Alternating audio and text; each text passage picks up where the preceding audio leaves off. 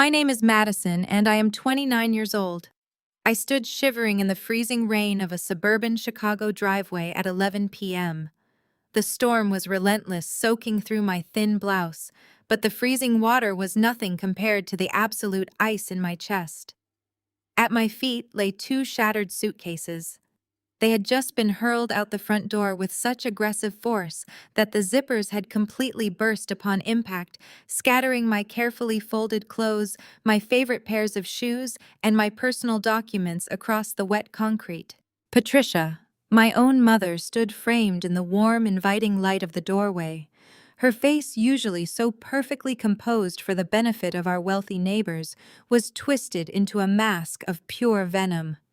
"Don't come back until you learn how to serve this family," she hissed, her voice cutting sharply through the heavy rain. Then the heavy wooden door slammed shut. The deadbolt clicked into place, echoing with a finality that shattered my entire world in an instant. I was entirely alone, locked out in the dark, by the people who were supposed to love and protect me the most. Before I tell you how this night of absolute betrayal led me to uncover a sickening web of financial theft and family lies, let me know where you are watching from in the comments below. Hit that like button and subscribe to the channel if you have ever been punished by your own family for simply trying to build an independent life for yourself. I knelt on the unforgiving pavement, picking up a ruined silk work shirt from a muddy puddle. My mind reeled completely, unable to process the severe whiplash of the evening.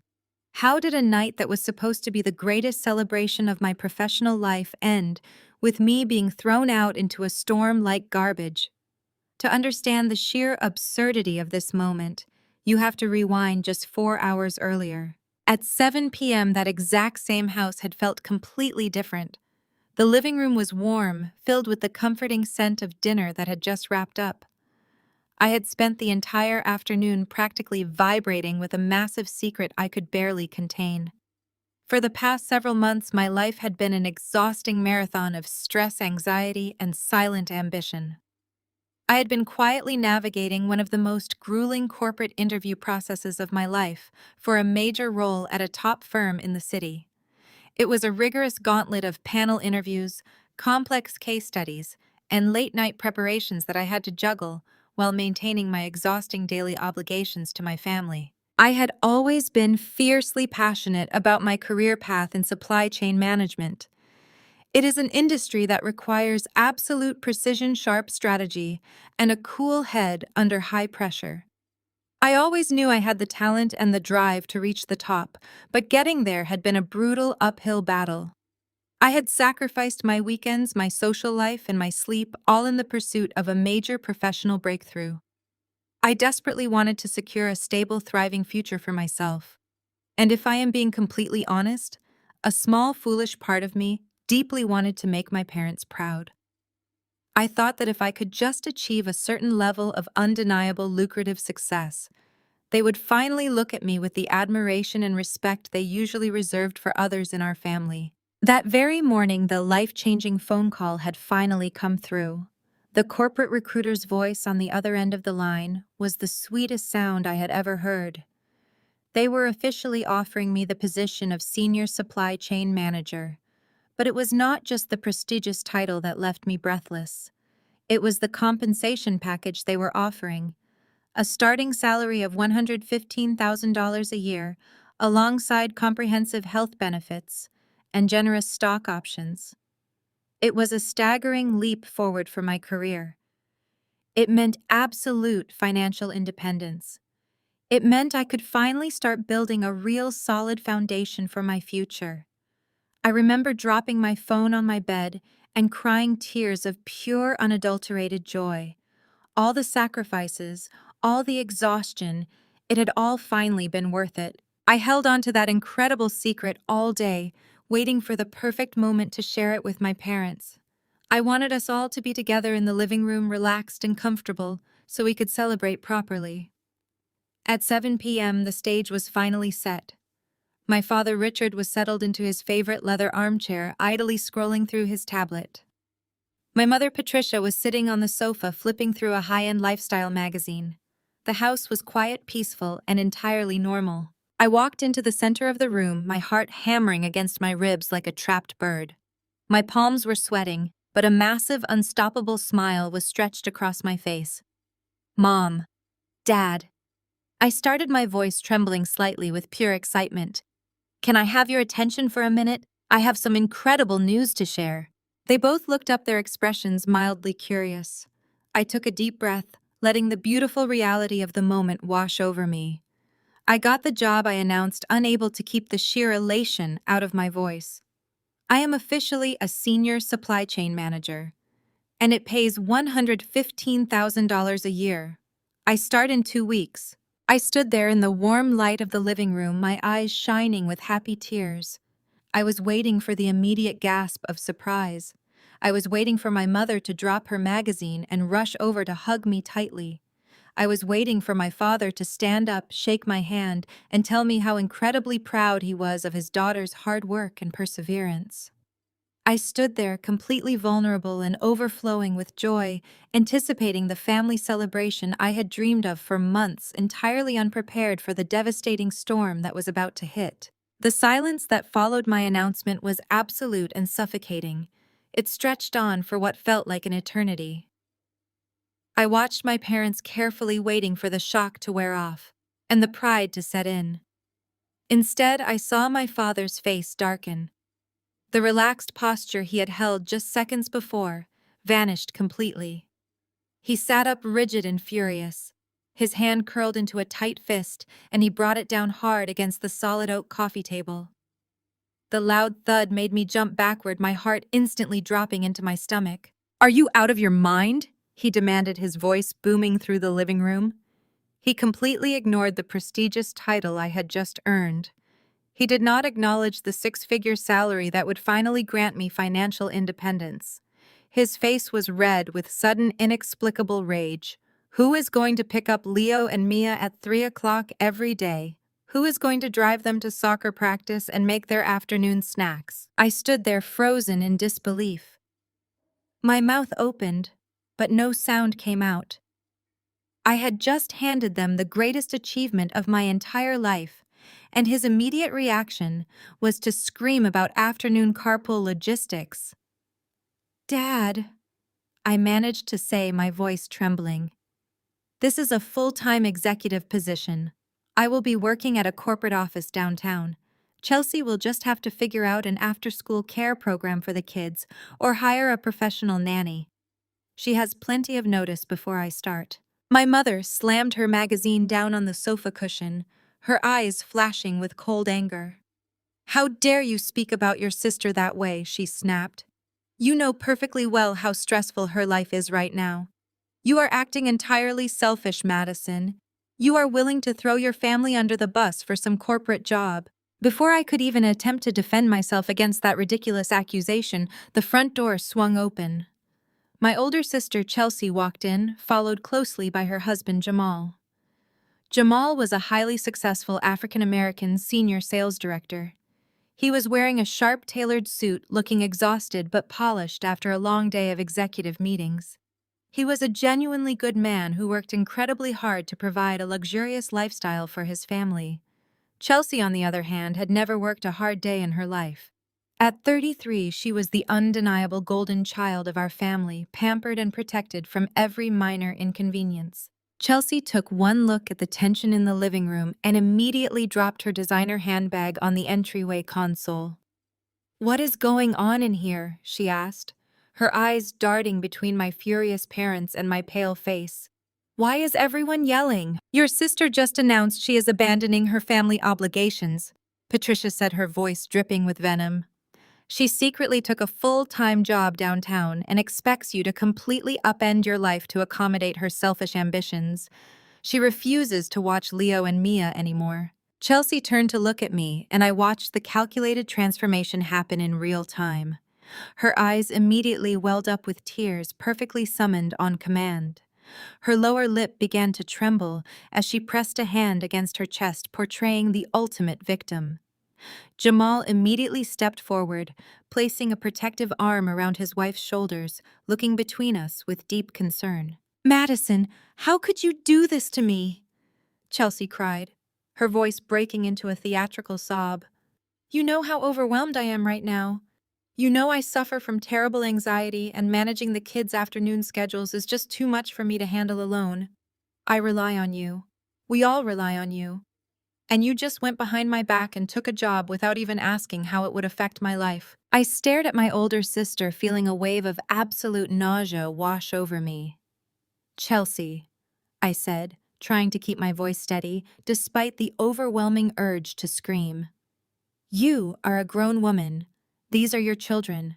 I have spent the last 2 years putting my entire life on hold to serve as your unpaid babysitter. I finally have a chance to build a real career and secure my own future. Why can you not just be happy for me? Why does my success have to be framed as an attack on you? Because you are tearing this family apart, Chelsea wailed, burying her face in Jamal's shoulder. Jamal rubbed her back gently, casting a disappointed glance in my direction. He clearly believed the narrative my family was spinning, that I was an ungrateful sister, needlessly stressing his fragile wife. He worked long hours to pay for everything they owned and trusted my parents and Chelsea completely when it came to household management. You are being incredibly cruel to your sister, Patricia scolded, standing up to join Chelsea and Jamal. You have lived under our roof and eaten our food, and the second you get an ounce of success, you turn your back on the very people who supported you. You are arrogant and ungrateful, Madison. Supported me? I asked, my voice cracking under the weight of their manipulation. I pay you rent every single month. I buy my own groceries. I work 40 hours a week watching Leo and Mia for free, so Chelsea can go to yoga classes and expensive brunch dates. I have sacrificed everything for this family, and the one time I ask for your support, you treat me like a criminal. My father stood up from his armchair, pointing a trembling finger right at my face. Do not you dare raise your voice to your mother, he shouted. We do not care about your fancy new title or your salary. We care about loyalty. Family comes first in this house. You are supposed to help your sister raise her children, not abandon them for a paycheck. You are acting like a spoiled, entitled brat who only cares about herself. The sheer delusion in the room was suffocating. They were twisting reality, rewriting the narrative right in front of my eyes to make me the villain. They did not see me as a daughter with a bright future. They only saw me as a free resource, a servant meant to make the golden child's life easier. And the moment I tried to step out of that assigned role, I became the enemy. I looked at Jamal, who was comforting a sobbing Chelsea. I looked at my mother, who was glaring at me with pure disgust. I looked at my father, who was red-faced and furious. The celebration I had dreamed of was completely dead, replaced by a toxic nightmare I could no longer escape. I stood in the center of my childhood living room, feeling a cold, hard knot of realization settle deep in my chest. The toxic dynamic of this household was no longer something I could just brush off or quietly endure. It was actively suffocating me. I looked around at the people who shared my blood and realized they did not see a daughter or a sister. They saw a resource. I turned my attention directly to Jamal. He was a highly successful executive, an intelligent man who navigated complex business deals every single day. Yet he was completely blind to the reality of what was happening under this very roof. Jamal. I said, my voice dropping to a calm, steady register that seemed to startle everyone in the room. Do you actually know what my daily schedule looks like? Do you have any idea what this living arrangement has cost me? Chelsea gasped in exaggerated offense, but I refused to let her interrupt me this time. For 2 entire years, I have been functioning as a full-time unpaid nanny for your children. I wake up at 6 in the morning to make breakfast for Leo and Mia. I drive them to school. I pick them up at 3 o'clock sharp. I manage their homework, their dinners, their baths, and their extracurricular activities. I am providing 40 hours of free childcare every single week. And on top of that, my parents charge me market rate rent just to live in my old childhood bedroom. I watched Jamal's brow furrow in deep confusion. He looked at Chelsea, then at my parents, a flicker of genuine bewilderment crossing his features. I pressed on, refusing to lose my momentum. I have been burning through my meager savings just to survive. I have had to turn down countless professional networking events and entry-level supply chain positions because Chelsea refused to hire professional help. My entire career progression was deliberately stunted, so your wife could maintain a life of complete leisure. Patricia quickly stepped in front of Jamal, blocking his view of me. Do not listen to her, Jamal. Patricia snapped, her face flushed with sudden panic. She is just trying to manipulate you to excuse her own selfish behavior. She owes this family for everything we have done for her. Richard took a heavy, threatening step toward me. His imposing figure was meant to intimidate me into immediate submission, just as it had done for my entire life. You are going to march upstairs right now, Richard growled, his voice vibrating with absolute rage. You are going to draft an email to that corporate recruiter, and you are going to decline the offer. You will tell them you have a family emergency and you cannot accept the role. You are not walking away from your duties to this family. I stared right back into my father's angry eyes. For the first time in my 29 years of life, I did not shrink away. No, I said, the single word echoing loudly in the tense room. I am not declining anything. I earned this position. I am taking this job and I am moving forward with my life. The sheer defiance in my voice acted like a lit match in a powder keg. Richard's face twisted into an expression of unprecedented fury. He lunged forward and snatched my purse from the coffee table. He rummaged through it aggressively until his fingers closed around my keyring. He ripped the house keys off the metal loop with a sharp yank and tossed the rest of my belongings onto the floor. If you refuse to contribute to this family, then you have no right to live under my roof, Richard roared, pointing toward the hallway. You are done here, Madison. Get out. Right now. Patricia did not even hesitate. She spun around and marched briskly up the wooden staircase. I stood frozen in shock as I heard the distinct sound of slamming drawers and snapping hangers coming from my bedroom. A few minutes later, she reappeared at the top of the landing. She was dragging heavy black plastic garbage bags filled to the brim with my clothes, my shoes, and my personal documents. She hauled the bags down the stairs, the thin plastic tearing against the wooden steps, leaving a trail of my sweaters and paperwork in her wake. This is what you get for being an ungrateful traitor, Patricia screamed, dragging the torn bags toward the front door. I glanced at Chelsea. She stood safely behind Jamal, watching the chaotic scene with a highly satisfied smirk playing on her lips. She had won. She had successfully turned my parents into her personal enforcers, ensuring any threat to her comfortable lifestyle was immediately destroyed. Richard grabbed me by the arm, his grip bruising and tight. He pulled me toward the entryway, completely ignoring my protests. Dad, please stop, I pleaded, trying to pry his fingers off my sleeve. It is pouring rain outside. I have nowhere to go tonight. Just let me stay until the morning and I will pack my things properly. He did not care. He dragged me across the threshold and shoved me out onto the wet concrete of the driveway. The severe storm hit me instantly, soaking my corporate attire with freezing rain. Patricia hurled the ripped garbage bags and my 2 battered suitcases out the door right behind me. The luggage hit the pavement with a loud crack, the zippers bursting open upon impact and scattering the remaining pieces of my life into the muddy puddles. Patricia stepped into the warm, inviting light of the doorway, her face a mask of pure venom. Do not come back until you learn how to serve this family, she hissed, her voice cutting sharply through the heavy rain. Then she slammed the heavy wooden door shut. The deadbolt clicked into place, locking me out in the dark, leaving me entirely alone with the wreckage of my life. The rain was coming down in sheets, washing away any remaining warmth from my skin. I stood in the driveway of my childhood home, staring at the closed door. The reality of the situation crashed over me heavier than the storm itself. My parents had actually thrown me out into the freezing night. I crouched down on the wet pavement, scrambling to gather my scattered belongings. Soaked blouses, muddy documents, and ruined shoes were shoved back into the torn plastic garbage bags. My hands were shaking so violently I could barely grip the thin handles. I dragged my ruined luggage toward my car parked on the street. Once inside, I locked the doors and turned on the engine, blasting the heat to stop my teeth from chattering. The digital clock on the dashboard read 11:15. I had a brand new executive job starting in 2 weeks, but tonight I was homeless.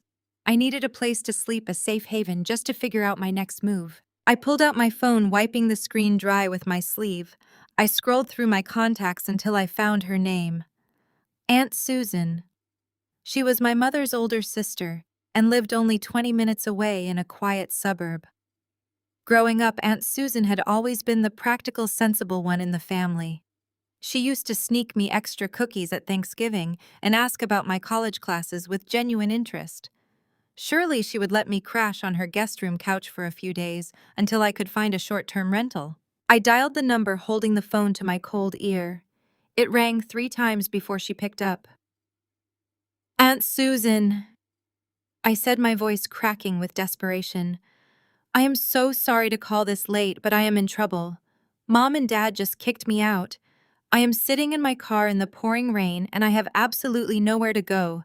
Can I please stay on your couch just for tonight? There was a heavy silence on the other end of the line. I expected to hear a gasp of concern or the immediate rustle of keys as she hurried to unlock her front door for me. Instead, when she finally spoke, her voice dripped with absolute revulsion. "Do not you dare play the victim with me, Madison." She spat out the words, hitting me like physical blows. "Patricia already called me. I know exactly what you did tonight." I pulled the phone away from my ear for a second, completely bewildered. "What are you talking about?" I asked, a fresh wave of panic rising in my chest. "I did not do anything wrong. I just accepted a corporate job and refused to be Chelsea's free babysitter anymore." "Stop lying," Aunt Susan yelled, cutting me off completely. "Your mother was in tears, Madison. She told me everything. She told me how you stole Chelsea's jewelry to pawn for drug money. She told me how you violently threatened little Leo and Mia when your father confronted you about your addiction. You are sick and you need professional help, but I will not harbor a thief and a junkie in my home. Do not ever call this number again." The line went dead. The sharp beep of the disconnected call echoed in the silent car. I sat frozen in the driver's seat, my phone slipping from my numb fingers. My mind raced, trying to process the horrifying magnitude of what had just happened. A thief, a junkie, violent threats against my own niece and nephew. The accusations were so wild, so entirely divorced from reality, that for a split second, I thought Aunt Susan was confusing me with someone else. But then the sick, twisted brilliance of my parents' strategy finally dawned on me. In the mere minutes between the argument breaking out in the living room and me being violently shoved out the front door, my mother had already been executing a masterclass in character assassination. Patricia knew that kicking me out for simply getting a successful job would make her look like a monster to the extended family. She needed a cover story. She needed a narrative that made her the tragic victim, and me the irredeemable villain. So she invented the most despicable, unforgivable lies she could conjure. She weaponized my niece and nephew, knowing that any threat to children would instantly turn the entire family against me. She painted me as a drug-addicted criminal to ensure that not a single relative would open their door to help me. They were not just kicking me out of the house. They were systematically destroying my reputation, isolating me from every possible support system, and ensuring I would be entirely alone in the world. The sheer malice of their preemptive sabotage paralyzed me. I leaned my head against the steering wheel, the freezing rain pounding against the windshield. The people I shared blood with had just successfully orchestrated my social execution. I had no family left. I was completely cut off, branded with a horrifying scarlet letter that I could not even begin to fight against tonight. The betrayal ran so deep, it felt like the air had been sucked out of the car, leaving me gasping in the dark. I shifted the car into drive and pulled away from the curb. I had no destination in mind, but I knew I could not stay in that neighborhood. The heater blasted against my shivering body, but the cold had settled deep into my bones. As I navigated the slick suburban streets, my mind raced through my financial reality. I had exactly $300 to my name.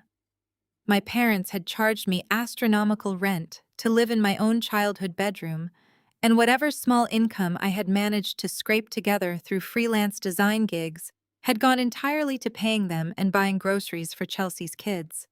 A hotel room, even a cheap roadside motel, was completely out of the question. I needed every single dollar for gas and food until my first corporate paycheck arrived. I drove aimlessly until the towering, illuminated sign of a 24-hour Walmart cut through the darkness. I pulled into the massive parking lot, finding a spot directly under a harsh, glowing street lamp. I figured the bright light would deter anyone from approaching the vehicle. I turned off the engine, and the immediate silence was deafening. I climbed into the back seat, contorting my tall frame into the cramped space. The heavy plastic garbage bags sat on the floorboards, mocking me. I ripped one open and pulled out a handful of damp sweaters, piling them on top of myself for warmth. That night was the longest and most terrifying experience of my life. Every time a car drove past, my heart hammered against my ribs. I jumped at the sound of stray shopping carts rattling in the wind. The damp wool of my clothes clung to my skin, and the sheer injustice of my situation kept me wide awake. I was an educated, hardworking woman who had just landed a six-figure executive role, yet here I was sleeping like a stray animal because I refused to be my sister's unpaid servant. When the first gray light of dawn finally broke through the rain-splattered windows, I sat up. My neck ached and my eyes were burning from exhaustion. I looked at myself in the rearview mirror. My hair was matted, my mascara was smeared down my cheeks, and I looked completely defeated. But then I glanced at the digital clock on the dashboard. It was 6 in the morning. In exactly 3 hours, I was expected to walk into a towering downtown skyscraper and begin the most important job of my career. I refused to let my parents steal this from me. They had taken my home, my reputation, and my extended family, but they were not going to take my future. I dug through my wallet and found my plastic gym membership card. The 24-hour fitness center was only a few miles away. I drove there with singular focus, walking past the sleepy front desk attendant with my head held high. Once I reached the safety of the locker room showers, I turned the water as hot as it would go. I stood under the scalding spray, washing away the freezing rain, the mud, and the toxic residue of my family's betrayal. I let myself cry one last time, letting the tears mix with the soap and spiral down the drain. When I stepped out of the shower, I was done being a victim. I went out to my car and carefully searched through the remaining intact plastic bags. Miraculously, the garment bag containing my tailored charcoal gray power suit had survived the driveway eviction unbothered by the rain. I pulled it out, smoothing the pristine fabric. I returned to the locker room and began my transformation. I applied my makeup with absolute precision, hiding the dark circles of my homelessness behind flawless foundation. I pulled my hair back into a sharp professional twist. I slipped on the suit and buttoned my crisp white blouse. I looked in the mirror again. The desperate homeless girl from the Walmart parking lot was gone. In her place stood a senior supply chain manager. I was putting on my corporate armor. By 8:30, I was stepping into the grand marble lobby of a prestigious corporate high-rise in downtown Chicago. The building was bustling with executives grabbing their morning coffee and making their way to the elevators. I joined the flow of traffic, my heels clicking with authority against the polished stone floor. When I approached the security desk to get my new employee badge, I flashed a bright, confident smile. Nobody looking at me could have ever guessed the horrors of my previous night. Nobody knew that my entire life was currently shoved into garbage bags in the trunk of a sedan parked 3 blocks away. I rode the glass elevator up to the 30th floor, my posture perfectly straight. When the elevator doors opened, I stepped into a gorgeous, modern office space overlooking the city skyline. The vice president of operations was waiting to greet me. When he extended his hand, I shook it with a firm, unwavering grip. "Welcome to the team, Madison," he said warmly. "We are incredibly lucky to have someone with your drive on board." "Thank you," I replied, my voice completely steady. "I am absolutely thrilled to be here." For the next 8 hours, I compartmentalized my trauma with terrifying efficiency. I locked the betrayal, the smear campaign, and the heartbreak into a tiny mental box and shoved it to the darkest corner of my mind. I threw myself entirely into the onboarding process. I reviewed massive logistical spreadsheets, analyzed global vendor contracts, and sat in on high-stakes strategy meetings. The intense, demanding work became my ultimate shield. while my family was likely sitting at home feeling smug and victorious, believing they had completely destroyed my spirit. I was busy proving them wrong. I was sitting in a leather executive chair commanding respect from industry veterans and laying the very first bricks of my new unbreakable life. The morning flew by in a blur of high-stakes logistics and vendor negotiations. By 1 o'clock, the initial rush of adrenaline finally began to wear off, leaving a hollow, gnawing anxiety in the pit of my stomach. I took my lunch break in a quiet corner of the corporate cafeteria, staring blankly at a sandwich I had zero appetite to eat. The harsh reality of my situation was pressing in from all sides. I knew I needed to do some immediate damage control.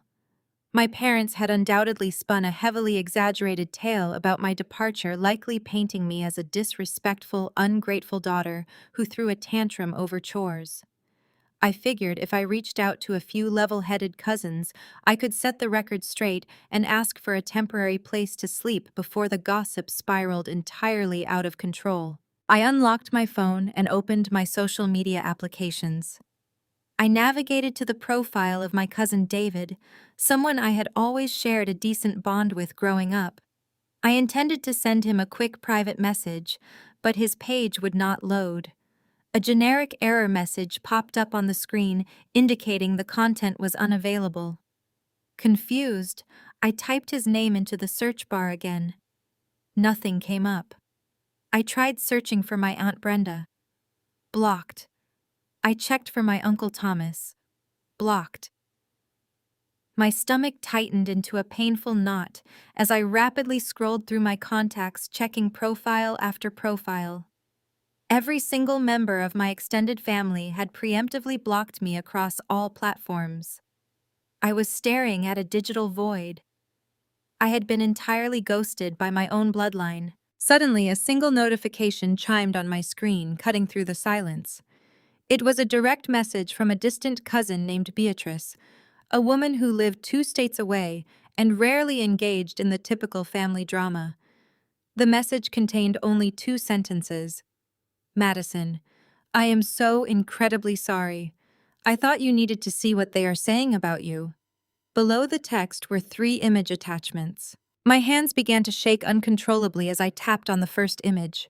It was a screenshot of a lengthy, highly orchestrated post from a private family group page. The author of the post was Patricia. I zoomed in on the text, my eyes scanning the paragraphs in absolute mounting horror. The post started with a nauseatingly dramatic plea for prayers and family support during what my mother called a dark and devastating time. She had expertly painted herself as a heartbroken, weeping martyr who had just been forced to make the hardest decision a parent could ever face. The specific claims made my blood run completely cold. Patricia wrote that I had been secretly battling a severe drug addiction for months.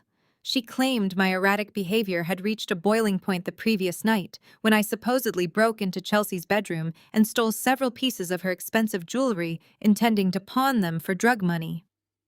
But she did not stop at simple theft. The second screenshot detailed a fabricated altercation that made me feel physically ill. Patricia told the entire extended family that when Richard confronted me about the missing jewelry, I became highly violent. She explicitly wrote that I screamed aggressively and made direct physical threats against little Leo and Mia, forcing my father to physically drag me off the property to protect the children's safety. She ended the post by begging the family to completely cut me off, claiming that offering me a couch to sleep on or giving me a single dollar would only enable my destructive, dangerous addiction.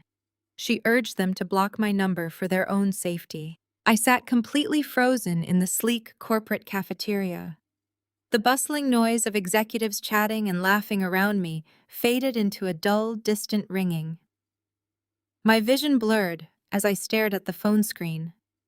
The sheer, terrifying magnitude of their lie was suffocating. They had not just kicked me out, they had manufactured a storyline so sinister, so perfectly calculated to trigger the family's protective instincts, that my social execution was instantaneous and absolute. By involving the safety of Leo and Mia, they guaranteed that no aunt, uncle, or cousin would ever risk taking my side or hearing my version of events. I was a monster in their eyes. I thought about Jamal.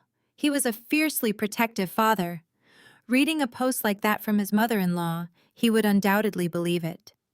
He would look at the missing jewelry, which Patricia had likely hidden or pawned herself, and he would see it as undeniable proof of my guilt.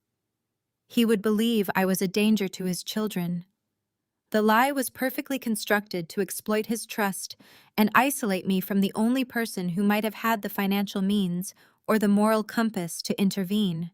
The betrayal tore through my chest with a ferocity that eclipsed everything else I had endured. The freezing rain, the torn garbage bags, the terrifying night spent shivering in the Walmart parking lot, none of it compared to the chilling realization of what my parents were truly capable of doing.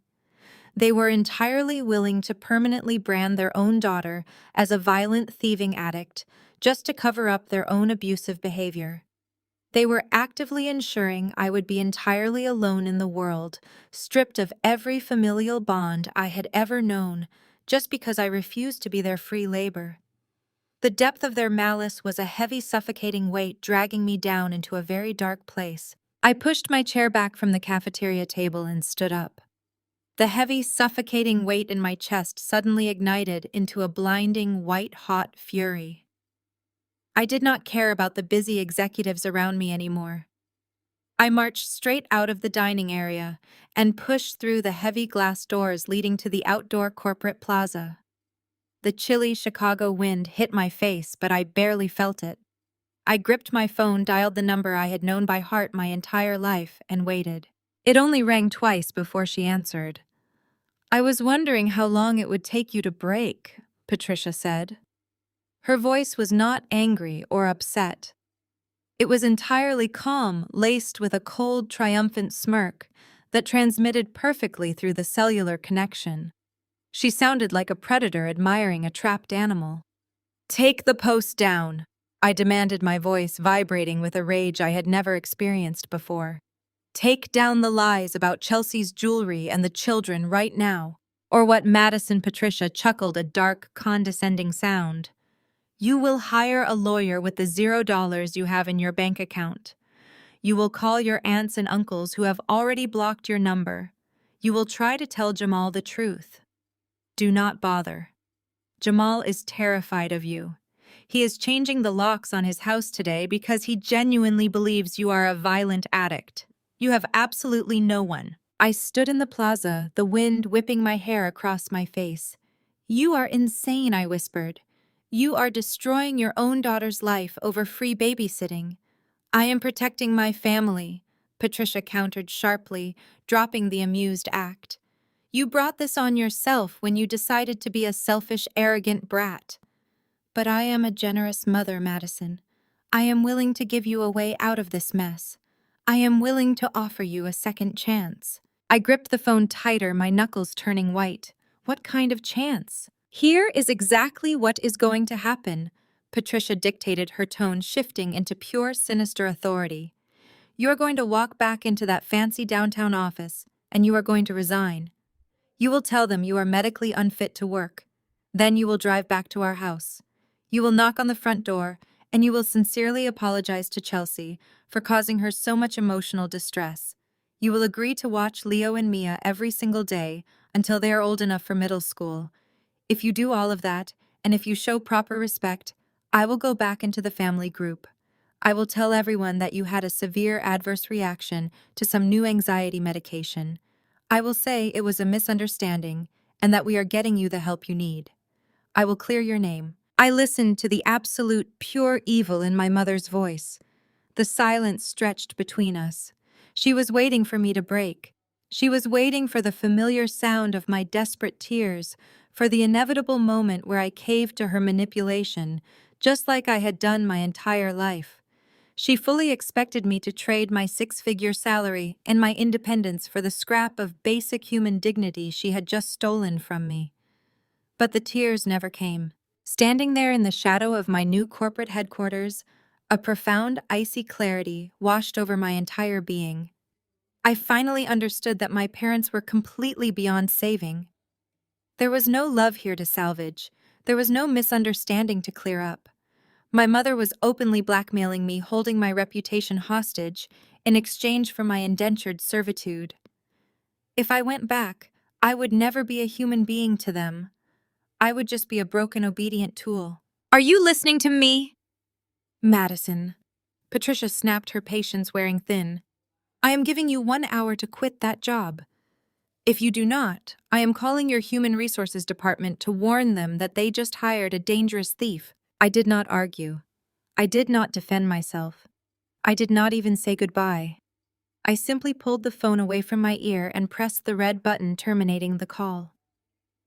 I stood in the courtyard for a long moment, letting the absolute finality of what I was about to do settle over me. I opened my mobile carrier application right there on the sidewalk. I navigated to the account settings and requested an immediate phone number change. Within 2 minutes, the transaction was complete. My old number, the one my parents Chelsea and Jamal had saved in their phones, was permanently deactivated. I did not stop there.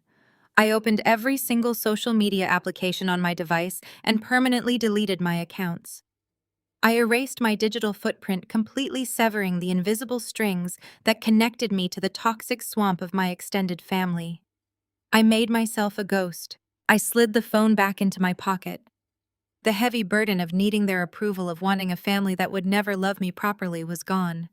It had died during that phone call. I turned around and walked back through the glass doors of the skyscraper. I swiped my new employee badge at the security turnstile and stepped into the elevator. When I returned to my desk on the 30th floor, I was a completely different woman. I opened my laptop and dove straight into a massive supply chain optimization file. I channeled every ounce of my anger, my betrayal, and my heartbreak into raw, unadulterated ambition. I treated my life the exact same way I treated a broken global logistics network. I identified the damaged links, I severed the unprofitable connections, and I streamlined the path forward. I worked with a ruthless, relentless focus that immediately caught the attention of the senior executives. I stayed late analyzing freight routes and vendor contracts, ensuring that my performance was absolutely flawless. I had no safety net, no family, and no home to return to at 5 o'clock. My career was the only thing I had left, and I was going to turn it into an untouchable empire. Exactly 1 year later, that untouchable empire was no longer just a desperate promise I made to myself in a dark, corporate cubicle. It was my living, breathing reality. 365 days had passed since I was thrown into the freezing rain, and in that time, I had completely transformed my entire existence. My relentless focus at the firm had paid off in ways I could barely comprehend. I had channeled every ounce of my trauma into raw productivity. Within 8 months, I had completely overhauled their global logistics network, saving the company millions in delayed freight costs. Senior management noticed my ruthless efficiency. I was rapidly promoted to Director of Supply Chain Operations. That title bump was accompanied by a massive 6-figure performance bonus that instantly erased the memory of waking up freezing and terrified in a Walmart parking lot. With that bonus, I purchased a gorgeous high-end luxury condo right in the heart of downtown Chicago. It was a stunning space on the 42nd floor with massive floor-to-ceiling windows that overlooked the glittering city skyline.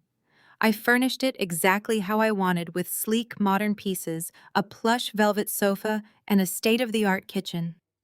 There were no plastic garbage bags here. There were no screaming parents, and no entitled sister treating me like a servant. My new life was an absolute sanctuary of peace and complete independence. I woke up every morning to the quiet hum of the city, brewing expensive coffee, and watching the sunrise without anyone demanding my unpaid labor. I had not spoken a single word to my parents, Chelsea or Jamal, since the day I changed my phone number. I had successfully made myself a ghost to them, and they were effectively dead to me.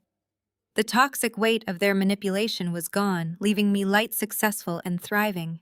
But the past has a funny way of finding you just when you think you are finally safe. It was a crisp Tuesday evening when a single unexpected breadcrumb shattered my perfect peace. I had just gotten home from a highly successful board meeting. I kicked off my heels, poured myself a glass of red wine, and sat at my pristine quartz kitchen island to sort through a small stack of mail the building concierge had handed me downstairs. Most of it was standard corporate junk, but one envelope immediately caught my eye. It was thick, stark white, and embossed with the logo of a prominent national bank. I frowned, setting my wine glass down on the counter. I banked with a private credit union now. I had not used this particular national bank in over 5 years. I assumed it was a generic credit card offer, but the bright red urgent notice stamped across the front made me pause. I sliced the envelope open and unfolded the crisp formal letter inside. It was a compliance warning regarding a dormant checking account. My eyes scanned the bold text rapidly, trying to make sense of the financial jargon. The bank was notifying me that the account had been flagged by their automated security system for highly suspicious recurring transfer activities. They required immediate primary account holder verification to prevent a hard freeze on the assets. I stared at the account number printed at the top of the page. A very distant memory surfaced, cutting through the fog of my confusion. It was a basic joint college checking account I had opened when I was 18 years old. Because I was barely an adult at the time and had no credit history, my father Richard had co-signed the paperwork as the secondary account holder. I had completely forgotten it even existed. I abandoned it years ago, assuming it had automatically closed due to inactivity and a zero balance. Why would a dead college checking account suddenly have suspicious recurring transfers? And more importantly, how did the bank find my new luxury condo address to send this warning? I realized they must have tracked my updated residential information through my recent mortgage credit pull. A cold, familiar sense of dread began to pool in my stomach, completely replacing the warm comfort of my peaceful evening. Seeing my father's name printed on a formal document felt like a physical violation of my sanctuary. Richard was the only other person in the world with legal access to that specific routing number. He was the only one who could authorize transfers in or out of that account without triggering a total lockdown. My heart started to hammer against my ribs, a stark reminder of the anxiety I used to feel every single day living under his roof.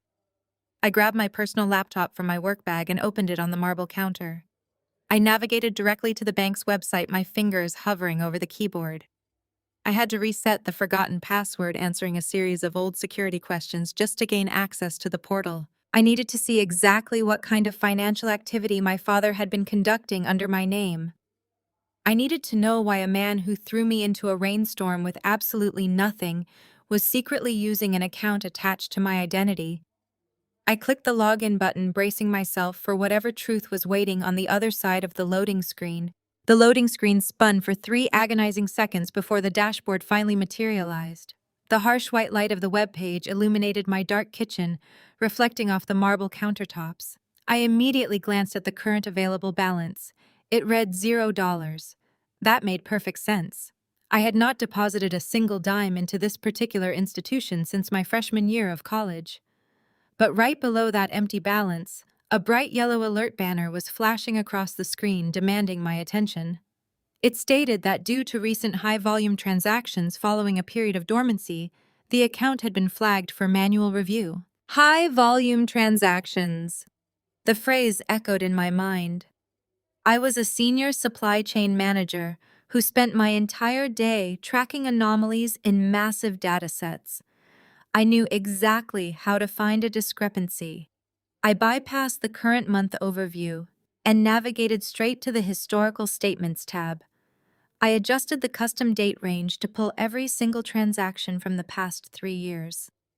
I clicked the download button and waited for the comprehensive spreadsheet to generate. When the file opened on my screen, a massive wall of data populated the grid. I expected to see a handful of minor maintenance fees, or perhaps a small fraudulent charge from a stolen debit card. What I saw instead made the breath completely vanish from my lungs. It was a perfectly scheduled, unbroken pattern of massive cash deposits and immediate rapid withdrawals.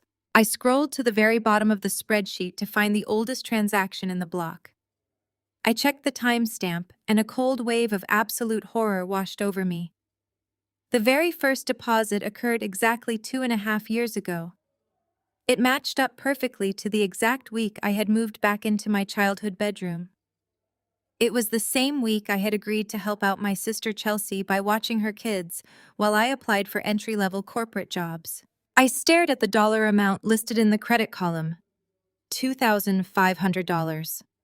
My hands began to shake as I moved my cursor over the digital line item, clicking to expand the raw metadata of the transfer.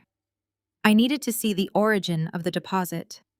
The screen refreshed, displaying the sender information in stark black text.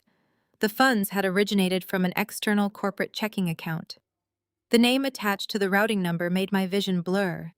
It was Jamal. My highly successful, fiercely hardworking brother-in-law had initiated the transfer. I sat frozen on my velvet bar stool, trying to process the impossibility of what I was looking at. For 2 years, I had silently resented Jamal. I had judged him for turning a blind eye to my suffering, for allowing his wife to treat me like a disposable, indentured servant. I had thought he was just another arrogant executive who felt entitled to my unpaid labor. But as my eyes drifted down to the memo line attached to that very first transfer, my entire perspective of him shattered and realigned in a single heartbeat. Jamal had manually typed a permanent recurring note into the banking system. The memo line read, "Nanny salary for Madison." A sharp, painful gasp ripped out of my throat. Jamal was a good man. He was a professional who understood the true value of time and labor. He had never expected me to watch his children for free. He had recognized that taking care of Leo and Mia for 40 hours a week was a full-time job. He had valued my contributions so highly that he set up a direct automatic deposit of $2,500 to ensure I was being compensated fairly and generously for my effort. I aggressively scrolled up the spreadsheet, my eyes tracking the chronological progression of the deposits. Every single month, on the first day of the month without fail, another $2,500 dropped into the joint checking account. February, March, April. The pattern continued unbroken for 24 consecutive months. I felt a sickening wave of nausea rise in my throat as I calculated the raw numbers in my head. 24 months multiplied by $2,500. $60,000. Jamal had paid me $60,000, yet I had never seen a single solitary cent of it. I closed my eyes, and vivid memories from that 2-year period assaulted my mind. I remembered the days I had to skip lunch because I could not afford to buy a sandwich. I remembered the profound humiliation of having to beg my father Richard for a $20 bill just to put enough gas in my car to drive Leo and Mia to their afternoon soccer practices. I remembered wearing shoes with worn-out soles and crying myself to sleep out of pure financial terror. All while a small fortune with my name explicitly written on it was being deposited into an account I had forgotten existed. My parents had stood in that living room and violently screamed at me for being an ungrateful freeloader. They had charged me exorbitant rent, forcing me to drain the last pennies of my personal savings just to keep a roof over my head. Patricia had literally hauled my entire life down the stairs in garbage bags, claiming I owed the family for everything they had done for me. They had watched me starve. They had watched me panic over my future. They had deliberately kept me impoverished and trapped under their control. And the entire time they were hiding $60,000 of my rightful income. I opened my eyes, glaring at the illuminated spreadsheet with a newfound dangerous clarity. The deposits were only half of the story. I needed to see the debit column. I needed to see exactly how quickly the money vanished from the account and where it went. I shifted my cursor to the withdrawal history, bracing myself to uncover the exact mechanics of how my father had executed the most despicable financial theft I had ever witnessed. My finger tapped the mousepad, switching the spreadsheet view to the debit column. I held my breath and began to trace the digital paper trail. The mechanics of my father's theft were breathtakingly arrogant. He had not even bothered to try and mask his activity. The spreadsheet revealed a sickening, predictable rhythm. On the first day of every single month, Jamal's $2,500 deposit would clear the banking system and hit the joint account. Within 24 to 48 hours, every last cent of that money was systematically drained. I tracked the outgoing routing numbers, matching them against the corresponding merchant codes. A significant portion of the stolen funds was transferred directly into a primary checking account solely owned by Richard and Patricia. But it was the remaining automated clearinghouse wire transfers that made my blood run completely cold. My father was not just hoarding the cash to pay for essential living expenses or household bills. He was directly wiring my rightful wages to fund his superficial elite lifestyle. Line after line of the spreadsheet displayed payments to the Oak Brook Country Club. There were exorbitant charges for monthly membership dues, premium golf cart rentals, and high-end dining tabs at the clubhouse restaurant. I stared at the screen, feeling a profound sense of physical revulsion. My parents were literally swinging expensive golf clubs and sipping premium cocktails financed entirely by my stolen labor. The full weight of this ultimate betrayal crashed over me, forcing me to completely reevaluate everything I thought I knew about my family dynamic. For the past 2 years, I had harbored a quiet, deep-seated resentment toward Jamal. I had viewed him as an entitled, detached executive who thought my time was worthless. I had blamed him for allowing his wife to exploit my vulnerable position. But looking at this indisputable financial ledger, I realized Jamal was a genuinely good man. He was an honorable, hardworking father who understood that watching 2 young children for 40 hours a week was a demanding full-time job. Jamal had respected me. He had valued my contribution to his family so much that he bypassed Chelsea entirely to ensure I was receiving a highly competitive premium salary. In his mind, he was doing the right thing. He likely believed he was providing his sister-in-law with a massive financial cushion, setting me up for a brilliant future. He thought I was sitting on tens of thousands of dollars in savings. He had absolutely no idea that he was being conned by his own parents-in-law. The sheer cruelty of my parents' double-dipping scheme was staggering. They had intercepted Jamal's generous payments, ensuring I remained completely impoverished and entirely dependent on them. But their greed did not stop there. While they were quietly pocketing my $2,500 monthly salary, they had the absolute audacity to look me in the eye and demand I pay them market-rate rent to live in my childhood bedroom. They had squeezed me from both sides, actively forcing me to drain the meager pennies I made from late-night freelance design gigs. I remembered the tearful panic attacks I suffered in that bedroom, terrified that I would never be able to afford a car repair or a medical emergency. I remembered the intense burning shame of wearing scuffed professional shoes to corporate interviews because I could not afford to replace them.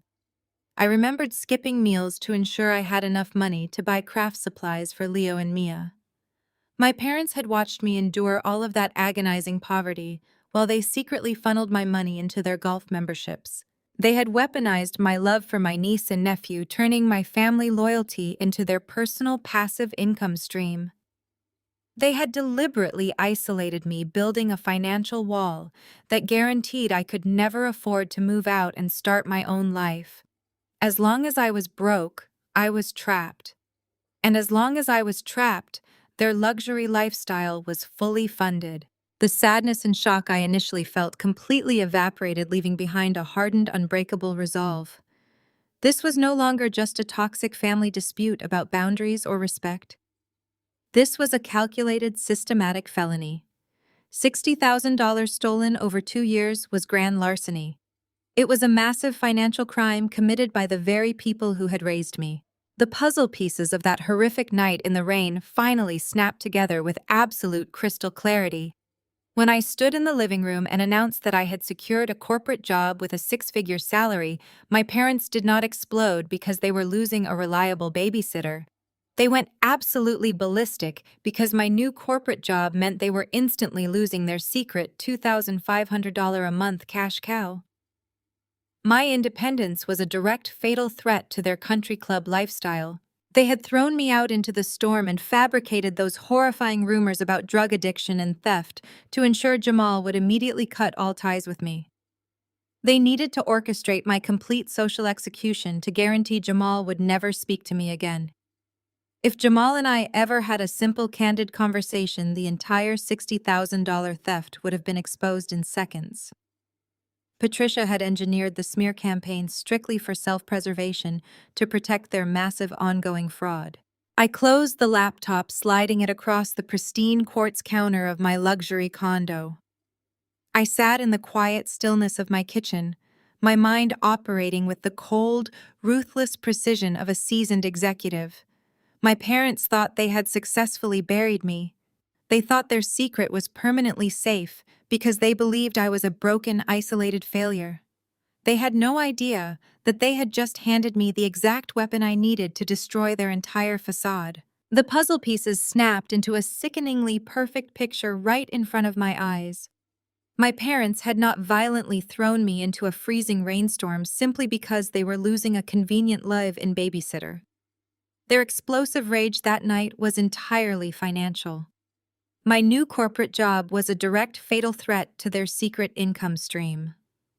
The second I stood in that living room and announced I was moving downtown to work as a senior executive, they realized their free $2,500 a month was about to vanish completely. They were losing $30,000 a year of untaxed, stolen money. That was the real reason Richard had turned purple with rage and slammed his fist on the table. That was why Patricia had frantically packed my life into garbage bags. I was severing their financial lifeline to the country club.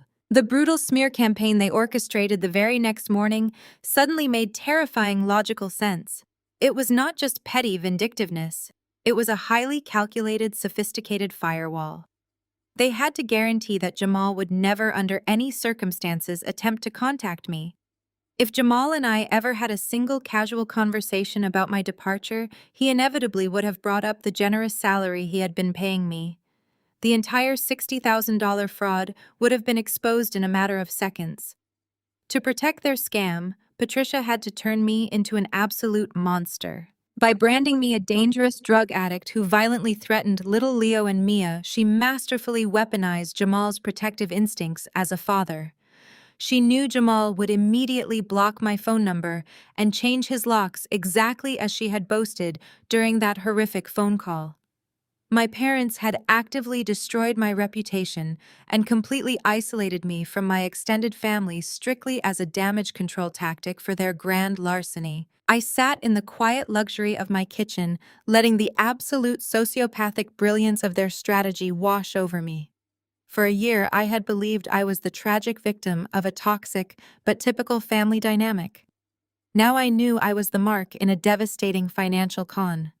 The lingering pain of their rejection evaporated completely, replaced by a cold, mechanical desire for absolute justice. I closed the banking portal and securely saved the downloaded spreadsheets to an encrypted folder on my hard drive. I did not know exactly how I was going to use this explosive information yet, but I knew I needed to strike with maximum impact. I needed a stage and I needed an audience. A few days later, the universe handed me that exact stage on a silver platter. It was a quiet Friday evening, and I was sorting through a stack of mail that the building concierge had brought up to my condo. Mixed in with the usual corporate catalogs and utility bills was a heavy square envelope made of premium cream-colored cardstock. It was the kind of expensive textured stationery that immediately demanded attention. I flipped it over and noticed a slightly peeling yellow forwarding sticker affixed to the front. It had originally been mailed to my previous apartment, the small one-bedroom I had rented right after living out of my car, and the postal service had automatically routed it to my new downtown address. The return address printed in elegant gold foil made my heart skip a singular beat. It was my parents' suburban home. I slid my thumb under the heavy paper seal and pulled out a thick, beautifully embossed invitation card. The elegant cursive font gleamed under my kitchen pendant lights. It was a formal invitation to Richard and Patricia's lavish 40th wedding anniversary banquet. I scanned the details, my eyes locking onto the venue they had chosen. It was not just a nice local banquet hall. They had booked a massive private dining room at one of the most exclusive, ridiculously overpriced steakhouses in downtown Chicago. It was an establishment where a single dinner service could easily cost a month of rent. It was the exact kind of pretentious high society venue my parents loved to use to project an image of massive generational wealth. Wealth I now knew was largely funded by stealing from their own son-in-law and actively starving their own daughter. I ran my fingers over the raised gold lettering, feeling a dark, triumphant smile slowly spread across my face. They wanted a grand celebration to commemorate 4 decades of their supposedly perfect, flawless union. They wanted to gather the entire extended family in one opulent room to bask in their own manufactured glory. I stared at the elegant invitation, realizing that this was not just a party. This was the perfect, flawless opportunity to burn their entire facade to the ground. I tipped the heavy envelope upside down over my kitchen counter to see if anything else was tucked inside. A smaller piece of matching cream-colored stationery slid out and landed softly on the marble. I immediately recognized the looping, overly stylized handwriting. It belonged to Chelsea. My older sister had always possessed a distinctive way of writing that somehow looked exactly as pretentious as she sounded in real life. I picked up the small card and began to read the handwritten message. The sheer audacity of her words practically radiated off the expensive paper. Chelsea had not written to check on my well-being or to ask how I was doing after being homeless for a night. Instead, she had drafted a highly condescending, manipulative summons. She wrote that our parents were graciously willing to extend an olive branch. She stated that they were offering me one last chance to show up, humble myself, and publicly apologize to the entire extended family for my reckless and selfish choices. She specifically advised me to dress appropriately and prove to the family that I was clean and sober. The condescension was breathtaking. She was leaning heavily into the fabricated narrative Patricia had created about my supposed drug addiction. Chelsea wrote that if I could manage to keep my temper in check and show genuine remorse, they might consider allowing me to see little Leo and Mia again. She was weaponizing my love for my niece and nephew to force my compliance, expecting me to crawl back on my hands and knees. Chelsea went on to explain that if I came to the anniversary banquet and delivered a sincere apology, our parents might allow me back into their good graces. She framed the invitation as an act of profound mercy. She wanted me to believe they were taking pity on a broken failure. But the true masterpiece of her handwritten note was in the second paragraph. Chelsea could never resist an opportunity to boast. She proudly detailed the scale of the upcoming anniversary celebration. She bragged about the exclusive downtown steakhouse, the 50-person guest list, and the premium champagne they planned to serve. Then she dropped the detail that made my blood run absolutely cold. She explicitly wrote that Jamal was generously footing the entire bill for the private banquet. She even spelled out the exact price tag to ensure I understood the magnitude of their wealth. Jamal was paying $15,000 to host my parents' anniversary party. She warned me not to embarrass Jamal after he had been so generous to the family. I stood alone in my luxury condo, gripping the small piece of stationery so tightly that the edges crumpled against my palm. My initial instinct was pure visceral disgust. I wanted to tear the invitation and the arrogant note into tiny, unrecognizable shreds and throw them straight into the garbage disposal. I wanted to erase their existence from my beautiful, peaceful home. The thought of walking into a room filled with 50 relatives who thought I was a violent criminal made my stomach turn. I imagined the smug looks on my parents' faces and Chelsea standing there expecting me to beg for forgiveness. But then I stopped. I slowly lowered the crumpled note and looked over at my laptop sitting on the kitchen island. The screen was still glowing softly, protecting the encrypted file folder that held the downloaded bank statements. I picked up the note again and read the $15,000 figure Chelsea had so proudly flaunted. I placed the cream-colored paper right next to my laptop screen. The contrast between the two items was absolutely staggering.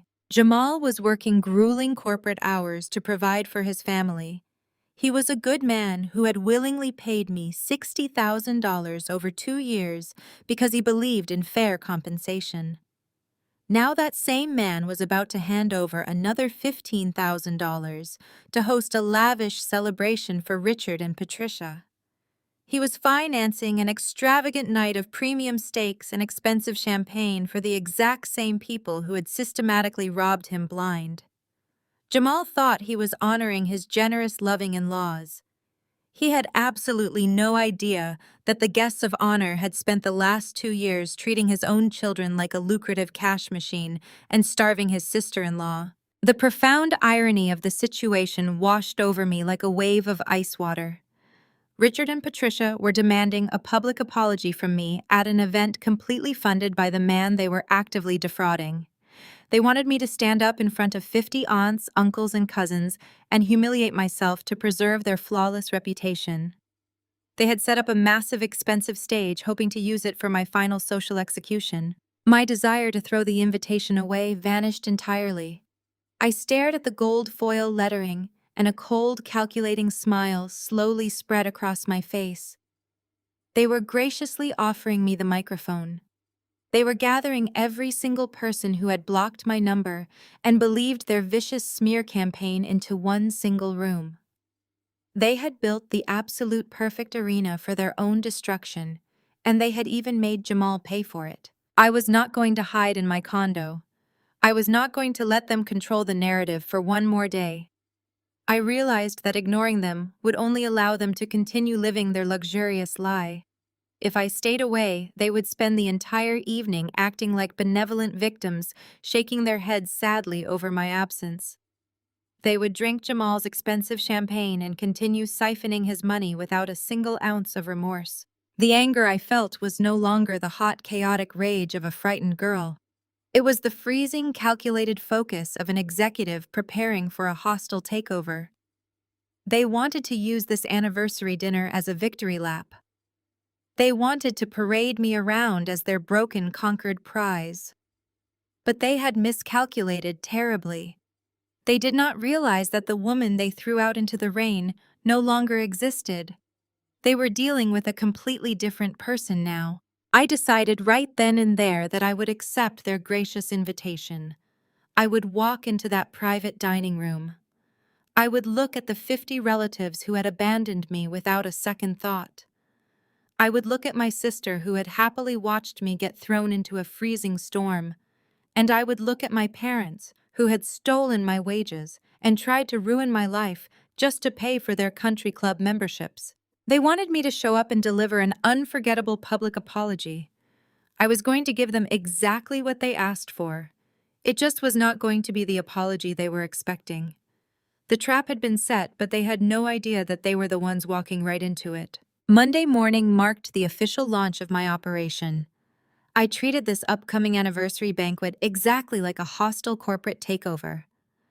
I was a senior supply chain manager, which meant my entire professional life revolved around tracking anomalies, securing undeniable proof, and executing flawless delivery under extreme pressure.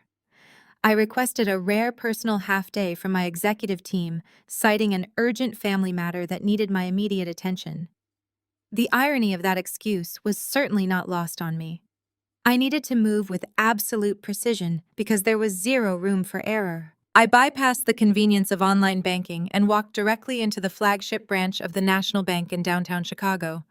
I bypassed the standard teller line and requested a private sit-down with a senior branch manager. Sitting across from him in a quiet glass-walled office, I explained that I needed legally certified, heavily authenticated copies of specific joint account transactions spanning a precise 24-month period. I watched as he pulled up the data on his monitor.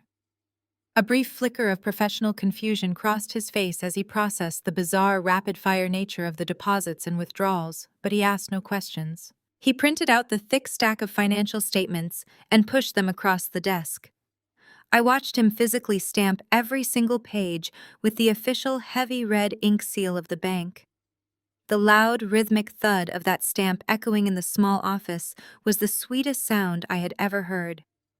That red ink was the final nail in my parents' coffin. It transformed digital numbers into legally binding, irrefutable evidence of grand larceny.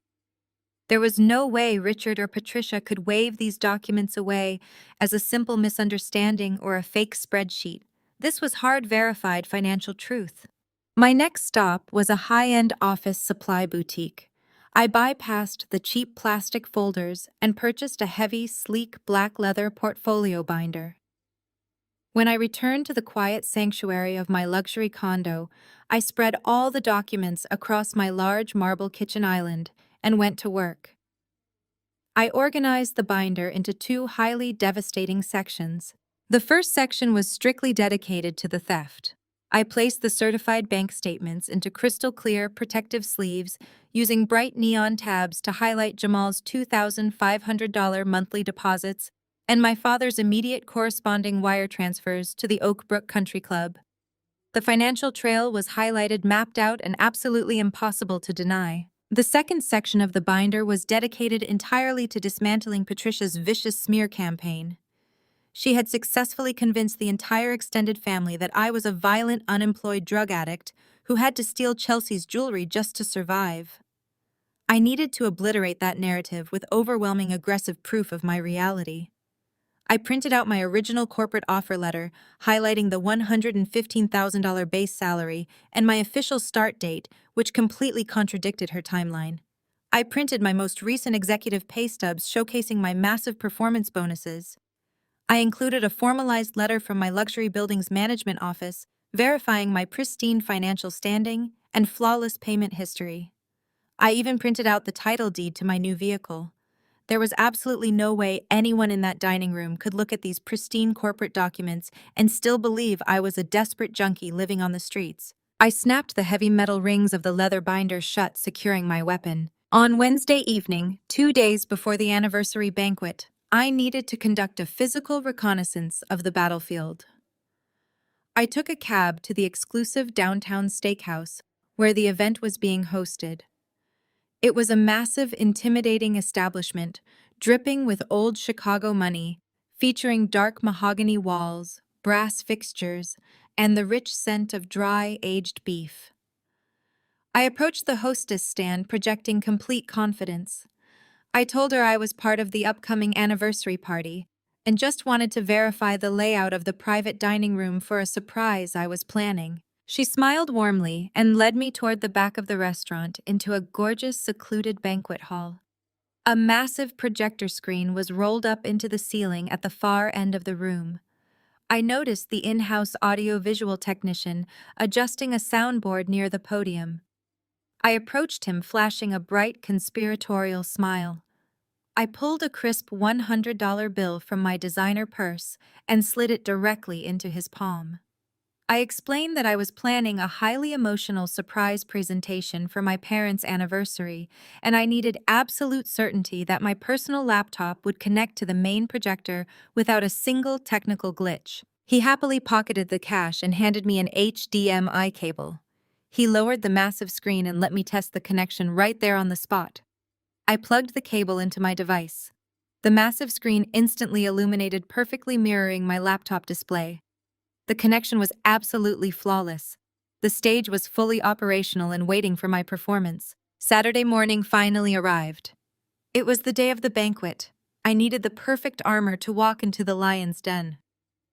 I walked down the magnificent mile, purposely bypassing the conservative, modest dresses that Chelsea had undoubtedly expected a repentant, disgraced daughter to wear. I had no intention of looking like a broken failure begging for scraps of forgiveness. I walked into a high-end designer boutique and purchased a razor-sharp tailored emerald green pantsuit. The cut was bold, powerful, and screamed unapologetic corporate dominance. The rich green silk practically glowed under the boutique lights. I paired it with towering black stiletto heels and a sleek minimalist gold necklace. I stood in front of the brightly lit dressing room mirror and stared at my reflection. The terrified, freezing girl who had been violently shoved into the mud a year ago was completely eradicated. The woman staring back at me was a lethal, highly successful executive who was about to dismantle a multi-thousand-dollar fraud ring. I boxed up the suit, paid the exorbitant price tag, and headed home to prepare for the greatest presentation of my entire career. The crisp Saturday evening air whipped through downtown Chicago as my cab pulled up to the valet stand of the exclusive steakhouse. I stepped out onto the pristine sidewalk, smoothing the lapels of my emerald green silk pantsuit. I held my heavy black leather portfolio tightly against my side. It was the only armor I needed. I walked through the revolving glass doors of the restaurant, leaving the chilling wind behind. The interior was a cavern of old wealth and warm amber lighting. The scent of dry, aged beef and expensive red wine permeated the air. I bypassed the hostess stand entirely, knowing exactly where I was going. My stiletto heels clicked rhythmically against the polished hardwood floors, a steady drumbeat marching toward absolute justice. As I approached the private banquet hall at the back of the restaurant, a thick wall of sound drifted through the heavy mahogany double doors. I could hear the booming laughter of my uncles, the clinking of crystal champagne flutes, and the overlapping chatter of 50 extended family members. These were the exact same people who had blocked my phone number without a second thought. These were the aunts and cousins who had read my mother Patricia's vile, fabricated social media post and immediately condemned me. They had gathered here tonight, fully believing they were about to witness a broken, desperate drug addict crawl back to beg for their collective mercy. I placed my hand against the cool brass handle of the dining room door. I took one final deep breath, letting the oxygen fill my lungs and steady my racing heart. I pushed the heavy doors open and stepped directly into the lion's den. The transformation of the room was instantaneous and cinematic. It started with the tables closest to the entrance. A cousin turned around to see who had just arrived, and her jaw practically unhinged. She gasped, tapping the arm of the relative sitting next to her. Like a domino effect, the ripple of shock rapidly spread across the massive private room. The booming laughter abruptly died in their throats. The clinking of expensive crystal completely ceased. Within 10 seconds, the entire banquet hall fell into a suffocating, absolute silence. 50 pairs of eyes locked onto me, their expressions frozen in a state of profound cognitive dissonance. I stood tall in the doorway, the bright ambient lighting of the dining room catching the rich, vibrant fabric of my designer suit. My hair was styled into a flawless, sleek blowout. My makeup was pristine, highlighting the healthy, glowing skin of a woman who slept peacefully every single night in a luxury high-rise condo. I looked powerful, immaculate, and unapologetically wealthy. I looked exactly like the senior supply chain manager I was. I slowly let my gaze sweep across the sea of familiar faces, intentionally locking eyes with the relatives who had abandoned me. I saw my Aunt Susan sitting near the center of the room. She was the one who had viciously called me a thief and a junkie over the phone before hanging up on me in the freezing rain. Now she sat frozen in her upholstered chair, a glass of white wine hovering inches from her mouth, completely unable to process the image standing before her. She was desperately searching my face for the sunken eyes and hollow cheeks of a severe drug addict, but she found absolutely nothing but radiant health and corporate dominance. The whispers began to hiss through the silent room like a sudden leak in a pressurized pipe. I watched my distant cousins leaning into each other, their eyes darting rapidly from my polished designer stilettos up to my minimalist gold necklace. The narrative they had been fed for an entire year was aggressively short-circuiting their brains. A violent, unhinged criminal who stole jewelry to pawn for drug money simply did not look like this. A desperate, unemployed freeloader did not wear custom-tailored silk or carry themselves with such terrifying, unbothered confidence. I stepped further into the room, letting the heavy mahogany doors swing shut behind me. The loud click of the latch echoed like a gunshot in the tense atmosphere. I did not shrink away from their staring. I did not offer a small, timid smile or look down at the floor. I kept my chin perfectly level, holding my leather portfolio with a relaxed but authoritative grip. I walked slowly past the first few tables, forcing my relatives to physically confront the lie they had so easily swallowed. I could almost hear the mental gears grinding to a halt across the banquet hall. Patricia had promised them a pathetic spectacle. She had likely spent the entire cocktail hour priming the audience, reminding them of how gracious she was to even allow her disgraced, addicted daughter into the building. She had set the stage for a dramatic, tearful reunion where I would throw myself at her feet in front of everyone. But the woman navigating between their tables was a cold, calculating executive who looked like she owned the entire restaurant. The sheer power of my silent entrance was intoxicating. I had not spoken a single word yet. I had already fractured the entire foundation of my parents' smear campaign. The relatives were shifting uncomfortably in their seats, exchanging bewildered glances. The absolute certainty they had felt about my supposed downfall was evaporating right in front of them, replaced by a creeping, uncomfortable suspicion that something in Patricia's tragic story did not add up. I reached the center of the room and stopped directly in front of the main projector screen I had tested earlier that week. I stood my ground, an immovable force bathed in emerald green, waiting for the guests of honor to make their move. The trap was sprung, and the audience was completely captivated. Now it was time for the orchestrators of this massive fraud to face the terrifying reality of my return. Patricia broke the heavy silence. She pushed her upholstered dining chair back, the harsh scrape of wood against the polished floor, echoing like an alarm bell in the quiet room. I watched her perfectly manicured hands smooth down the front of her expensive evening gown. She took a deep, calculated breath, and I saw the exact moment her initial shock mutated back into ruthless manipulation. Patricia was a master of public relations, and she was not about to let her lavish 40-year anniversary dinner turn into an uncontrollable scandal. "Madison!" Patricia cried out. Her voice was pitched loudly, artificially laced with a trembling, overwhelming relief. She rushed across the room toward me, her arms thrown wide open. It was an absolutely Oscar-worthy performance. She entirely bypassed the reality of my designer silk suit and confident posture, desperately clinging to the fictional script she had written a year ago. "Oh, thank God," she sobbed, projecting her voice so that every single aunt, uncle, and distant cousin in the back row could hear her clearly. "Our prayers have finally been answered. Look at you, sweetheart. You look so healthy."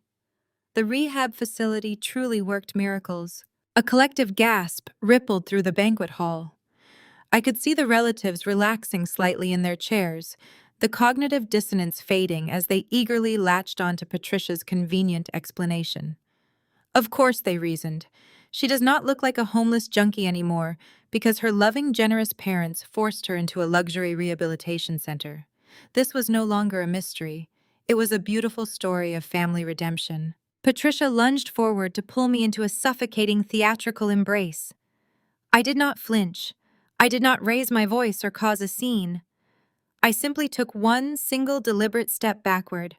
Her arms closed around empty air, leaving her stumbling slightly on her expensive heels. The rejection was polite, but absolutely freezing. "I am so relieved you decided to accept our invitation to come here and beg for the family's forgiveness." Patricia continued, quickly recovering her balance.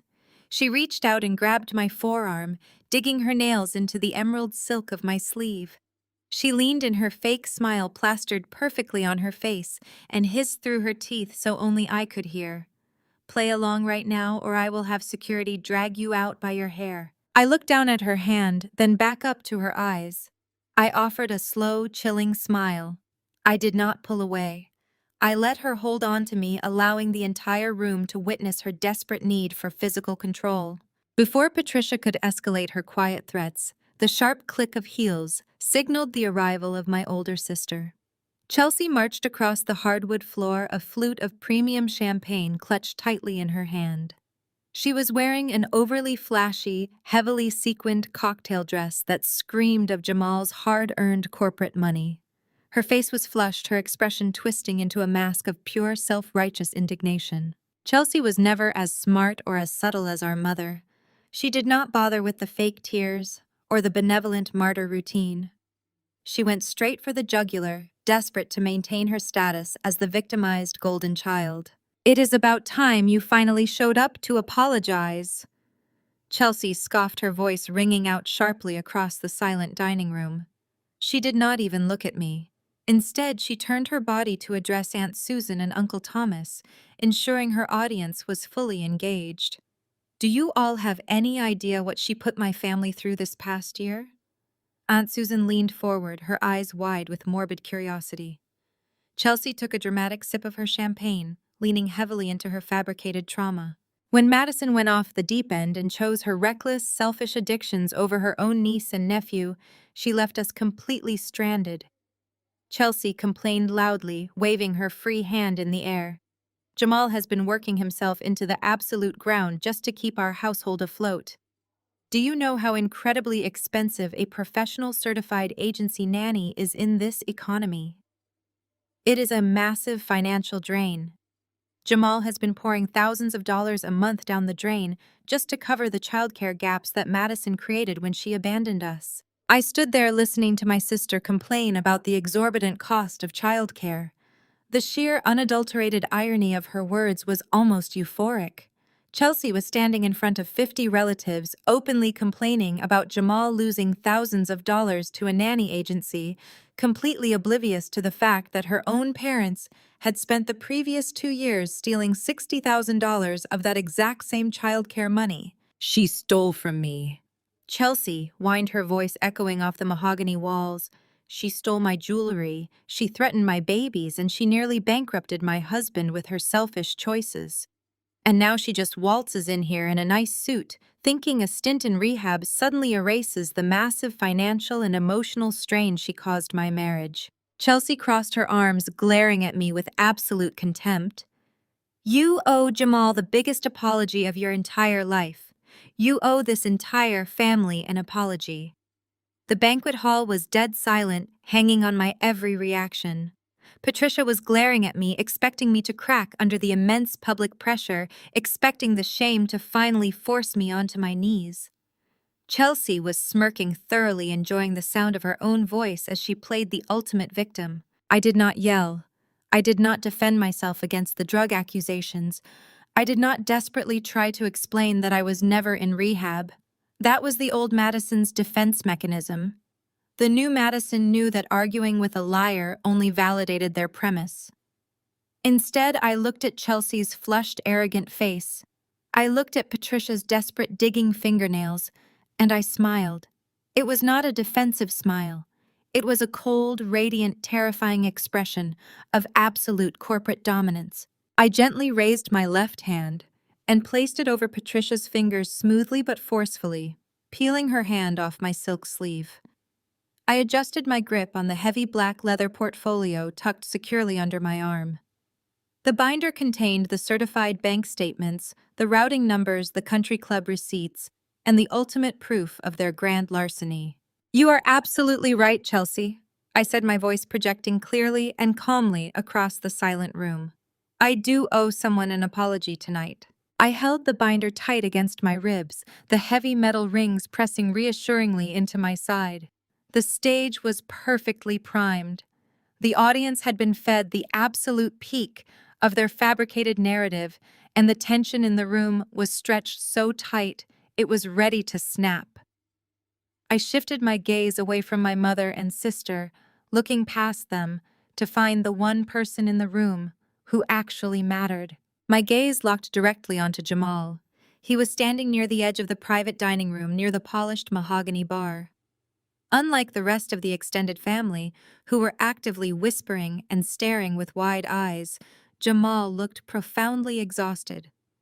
He was wearing a sharp charcoal suit, his posture rigid, with an uncomfortable mixture of anger and deep sorrow. He had watched the entire exchange between me, Patricia, and Chelsea from a distance. Now, seeing that I had not crumbled into a weeping mess, he set his crystal glass down on the bar top. He navigated through the maze of white linen tables, moving with the deliberate, measured pace of a man who was used to commanding boardrooms. Patricia and Chelsea immediately stepped aside, expecting him to deliver the final crushing blow. I could see the malicious anticipation glowing in my sister's eyes. She genuinely believed her husband was marching over to publicly humiliate me for ruining their lives. Jamal did not raise his voice. He did not point fingers or put on a theatrical performance for the relatives. He simply gestured toward a quiet alcove near the heavy velvet curtains away from the immediate center of the room. I followed him, my stiletto heels sinking slightly into the thick, expensive carpet. I kept a firm grip on the black leather portfolio under my arm. When we were far enough away from my mother's eager ears, Jamal finally spoke. His voice was low, steady, and laced with an absolute crushing disappointment. Madison, Jamal began, shaking his head slowly. I honestly never thought I would see you again. And seeing you here tonight looking like this, I am just incredibly confused. I did not interrupt him. I stood perfectly still, allowing him the space to express the heavy burden of lies he had been carrying for an entire year. I always respected you, Jamal continued, his dark eyes searching my face for any sign of the monster Patricia had described. I knew that watching Leo and Mia was a massive undertaking. I knew it was preventing you from starting your own career. That is exactly why I bypassed Richard and Patricia to pay you directly. I set up that direct deposit of $2,500 a month because I wanted to ensure you had a real financial foundation. I wanted to treat you like the professional you are. Hearing him confirm the transactions out loud, hearing the genuine sincerity in his voice cemented my absolute resolve. He truly believed he had been funding my future. I paid you a premium salary because you were family, Jamal said, his voice tightening with a sudden surge of protective anger. I trusted you with my children, Madison. I brought you into my home and I compensated you generously. And how do you repay that trust? You violently threaten my kids. You scream at my father-in-law. You steal Chelsea's jewelry to fund a drug habit right under my roof. He rubbed the bridge of his nose, exhaling a sharp, bitter breath. I defended you for a long time, Madison. I told Chelsea you just needed time to figure your life out. But when Patricia called me that night crying hysterically because she had to physically remove you from the property to keep Leo and Mia safe, my heart completely broke. You endangered my children. You abused our generosity. And now you show up here in a designer suit thinking you can just smooth things over. The sheer psychological damage my parents had inflicted on this man was devastating. They had taken his generosity and weaponized it, turning his protective instincts against an innocent person. He was standing in front of me, a loving father and a dedicated husband, deeply wounded by a betrayal that had never actually happened. I looked at Jamal, my expression softening just a fraction. I did not feel an ounce of anger toward him. I only felt a profound pity. He was surrounded by a den of vipers, and he believed they were his greatest allies. I held my leather binder slightly higher, pressing it against my ribs. I did not frantically deny the accusations. I did not launch into a defensive tirade about the stolen money or the fabricated drug addiction. I knew that trying to unravel a year of deep psychological manipulation in a quiet alcove would be entirely ineffective. I needed the massive projector screen. I needed the undeniable weight of the certified bank statements. I needed the entire audience to witness the truth simultaneously so Patricia could not spin another web of lies behind my back. Jamal, I said, my voice dropping to a calm, authoritative whisper. I hear exactly what you are saying. I understand why you are angry, and I understand why you feel incredibly betrayed. You are a good father and a good man. You did everything in your power to support me, and you believed you were doing the right thing. He frowned slightly, clearly caught off guard by my measured response. He had expected the erratic defensive behavior of an addict, not the cool diplomacy of a corporate executive. I want you to listen to me very carefully, Jamal. I continued, maintaining unbreakable eye contact. I am not here to cause a scene, and I am not here to beg for Chelsea's forgiveness. You told me that I owe you the biggest apology of my life. You are absolutely correct. I do owe you an apology. Jamal crossed his arms, his posture remaining defensive but his eyes betraying a flicker of curiosity. I need you to go back to your table, I instructed, keeping my tone gentle but firm. I need you to sit down next to your wife and your in-laws. In just a few minutes, I am going to step up to that podium and I am going to give you the exact apology you deserve. But when I do, I need you to pay very close attention to the screen behind me. Do not look at Patricia. Do not look at Chelsea. Just look at the screen. Jamal stared at me, a deep crease forming between his brows. The quiet confidence radiating from my posture was actively clashing with everything he had been told about my departure. He looked down at the heavy black portfolio I was holding, then back up to my face. He did not say another word.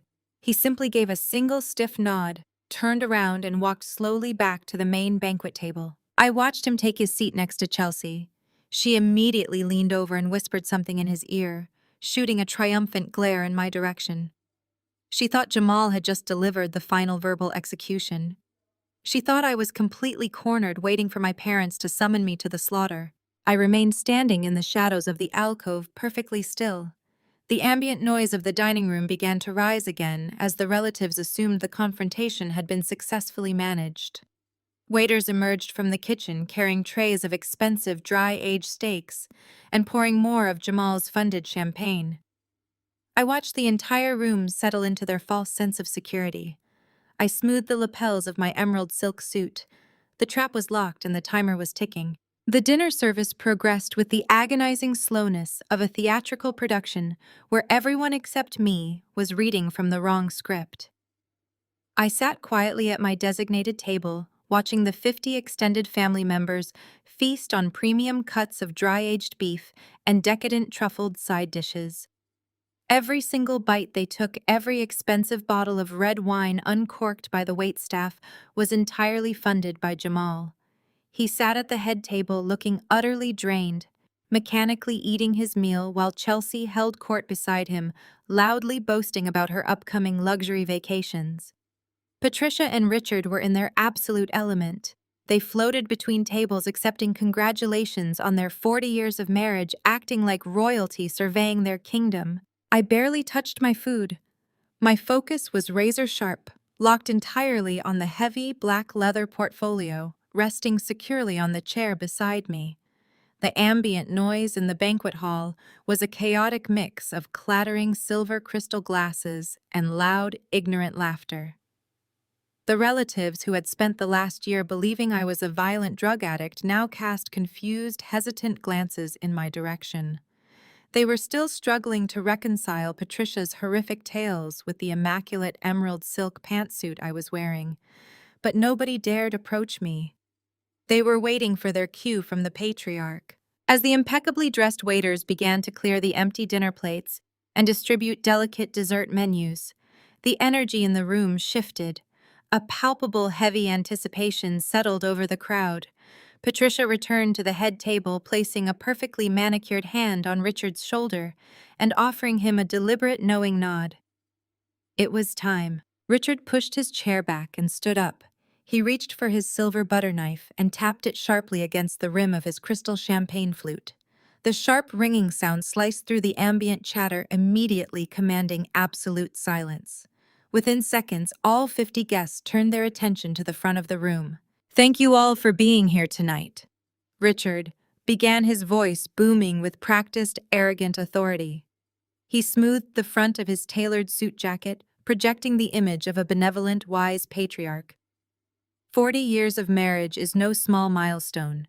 It requires unwavering dedication, absolute loyalty, and a profound commitment to putting family above all else. Patricia and I have always strived to be the ultimate foundation for this family, to provide a safe harbor, no matter what storms may come. A murmur of appreciative agreement rippled through the audience. Aunt Susan wiped a fake tear from her eye. I watched my father expertly manipulate the emotions of every person in that room, building himself up as the ultimate moral authority. But family is not always easy. Richard continued, his tone dropping into a somber, theatrical register. Sometimes the people we love the most lose their way. Sometimes they stumble down dark, destructive paths that test the very limits of our unconditional love. This past year has been one of the most agonizing trials Patricia and I have ever faced. We had to make incredibly painful decisions to protect our grandchildren and preserve the sanctity of our home. He paused, letting the heavy silence amplify his manufactured heartbreak. Chelsea reached out and dramatically grabbed Jamal's hand, putting on her own display of suffering. "But tonight is about redemption," Richard announced, his voice rising with triumphant benevolence. "Tonight is about second chances and the healing power of family forgiveness. We are incredibly blessed to have Jamal hosting this magnificent dinner, and we are even more blessed that our prodigal daughter has finally seen the light." Richard turned his body and pointed directly at me. Every single head in the banquet hall swiveled to follow his gaze. "Madison," Richard said, utilizing his most commanding patriarchal tone, "we know how difficult it must have been for you to walk through those doors tonight. We know the shame and the guilt you have been carrying for the past year, but you are safe here now. We want to give you this platform to clear the air, to cleanse your conscience, and to finally make things right with the people who love you. Come up here, Madison." He stepped back and gestured grandly toward the wooden podium and the microphone set up near the massive rolled-up projector screen. It was the ultimate power play. He was publicly cornering me, demanding that I validate his massive lie in front of 50 witnesses. He fully expected me to walk up to that microphone, weep tears of absolute submission, and apologize for a drug addiction that never existed. I did not hesitate for a single second. I stood up, picking up the heavy black leather binder. The room was so quiet that the sharp, confident click of my stiletto heels echoed clearly against the hardwood floor. I did not look at the ground. I kept my chin perfectly level, my posture radiating absolute corporate dominance. I walked past the tables of staring aunts, uncles, and cousins. I walked past Patricia, who was smiling with sickening, toxic triumph. I walked past Chelsea, whose face was twisted into a smug, victorious sneer. I reached the front of the room and stepped behind the wooden podium. I set the heavy leather portfolio down on the slanted surface. I did not open it yet. I simply let my hands rest on the smooth black cover. I leaned slightly toward the microphone and looked out at the sea of judgmental, expectant faces. My parents were waiting for their grand victory. The extended family was waiting for a tragic confession. I bypassed all of them. I let my gaze sweep over Patricia and Richard, completely ignoring their eager expressions. Instead, I looked directly across the room and locked eyes entirely with Jamal. He was sitting stiffly at the head table, his dark eyes watching me with a mixture of deep sorrow and lingering anger. "I do have an apology to make tonight," I announced, my voice projecting clearly and calmly through the speakers, slicing through the heavy tension of the banquet hall. I kept my eyes pinned to Jamal, refusing to look away. I ignored the sudden sharp intake of breath from Patricia, who immediately sensed the total lack of fear in my tone. "I want to formally apologize to Jamal," I said, the words ringing out with absolute lethal precision. "I am apologizing to you, Jamal, because you have been conned in a way you cannot even begin to imagine." I reached out and pressed the spacebar on my laptop. High above me, the massive projector hummed to life, casting a brilliant square of white light against the back wall of the private dining room. The high-definition display illuminated the entire banquet hall. I clicked once more, opening the master file I had meticulously prepared. A massive high-resolution image of a certified bank statement materialized on the screen.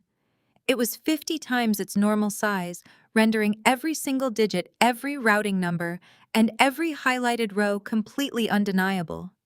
The heavy red ink of the official bank certification stamp was unmistakable even from the back row of the restaurant. I watched Jamal's face, his brow furrowed as his dark eyes scanned the projected document. He recognized his own name in the sender column. He recognized the recurring deposit amount. The confusion that had clouded his features all evening began to curdle into a sharp, devastating realization. "Jamal," I said, my voice carrying a steady, chilling authority that commanded the entire room. "2 years ago, you made a very generous arrangement. You understood that watching Leo and Mia for 40 hours a week was a demanding full-time job. Because you are an honorable man, you set up a recurring direct deposit of $2,500 a month. You explicitly designated that money as my nanny salary. You believed you were providing me with a stable financial foundation." A collective gasp rippled through the banquet hall. 50 relatives leaned forward in their upholstered chairs, squinting at the glowing screen. The narrative Patricia had sold them was actively disintegrating before their very eyes. A family that kicked out a dangerous drug addict did not have a highly successful executive son-in-law paying that supposed addict a premium corporate salary. I clicked the presentation remote in my hand, advancing to the next slide. A new certified bank statement filled the screen. This one completely covered in bright yellow digital highlights. "But I never saw a single penny of your generosity, Jamal." I continued, gripping the wooden edges of the podium. "For 24 consecutive months, I woke up at 6 in the morning. I made breakfast for your children. I drove them to school. I managed their schedules, their homework, and their meals. I worked a full 40-hour week for absolute zero pay. I was forced to drain my meager freelance savings just to pay my parents' market-rate rent to live in my childhood bedroom." Jamal slowly stood up from his chair at the head table. The crystal champagne flute he had been holding slipped from his fingers and tipped over, spilling expensive vintage wine across the white linen tablecloth. He did not even look at the mess. His eyes were pinned to the projector screen, tracking the highlighted columns with mounting horror. "Take a very close look at the debit column on that screen, Jamal," I instructed, projecting my voice over the rising murmur of the shocked crowd. "I want you to see exactly what happened to your hard-earned money." I clicked to the next slide, blowing up the withdrawal history. Within 24 hours of your $2,500 deposit clearing the bank, Richard and Patricia systematically intercepted it. I announced the truth, dropping like a concrete block into the silent room. They instantly transferred every single dollar out of that joint account and funneled it directly into their private checking. I advanced the slides in rapid succession, flashing month after month of synchronized theft. The visual evidence was rhythmic and relentless. Deposit followed by immediate withdrawal. "But they did not use your money to feed your children or pay household bills," I said, my tone turning razor sharp. "Look at the merchant codes. Look at the wire transfers. Your money, the salary you paid for the care of your own son and daughter, went straight to the Oakbrook Country Club." The entire banquet hall erupted into shocked whispers. Aunts and uncles stared at the screen, their mouths hanging open in pure disbelief. The certified bank records clearly displayed thousands of dollars in payments to the luxury golf course. "You paid for their premium golf cart rentals, Jamal," I stated relentlessly, outlining the fraud. "You paid for their exorbitant clubhouse dinners. You paid for their elite social status. They watched me starve. They watched me panic over my financial future. They watched me wear shoes with holes in the soles, while they secretly financed their luxury lifestyle with my stolen wages." I looked directly at Patricia and Richard. They were completely frozen in their seats at the head table. The color had entirely drained from my father's face, leaving him a sickening shade of gray. Patricia was gripping the edge of the table so tightly, her knuckles were stark white. Their perfect 40-year anniversary facade was burning to the ground right in front of them. There was no way to spin a certified bank record. There was no way to gaslight an entire room when the irrefutable math was projected in 50-point font. I turned my attention back to the audience, delivering the final crushing blow. Over the course of 2 years, my parents intercepted 24 separate payments. I announced, my voice echoing through the silent dining room. They engaged in a systematic, calculated scheme to defraud their own son-in-law while simultaneously exploiting their own daughter. The exact total of their theft is $60,000. The number hit the room with explosive force. $60,000. It was grand larceny paraded on a silver platter. The quiet whispers of the extended family instantly escalated into a chaotic roar of disbelief and outrage. "That is the real reason I was thrown out into a freezing rainstorm a year ago," I explained, driving the reality home. "I was not kicked out because I stole jewelry or threatened children. I was violently evicted because I walked into the living room and announced I had secured a corporate job. My independence meant they were losing their secret $2,500 a month cash cow. They fabricated that entire vicious smear campaign about drug addiction for one single reason.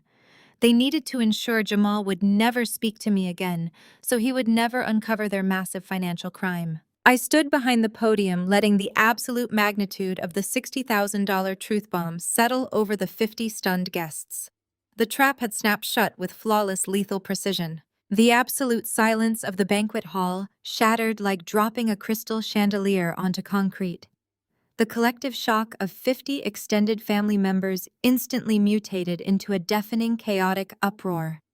Aunts who had ignored my existence for a year were suddenly shouting across their tables.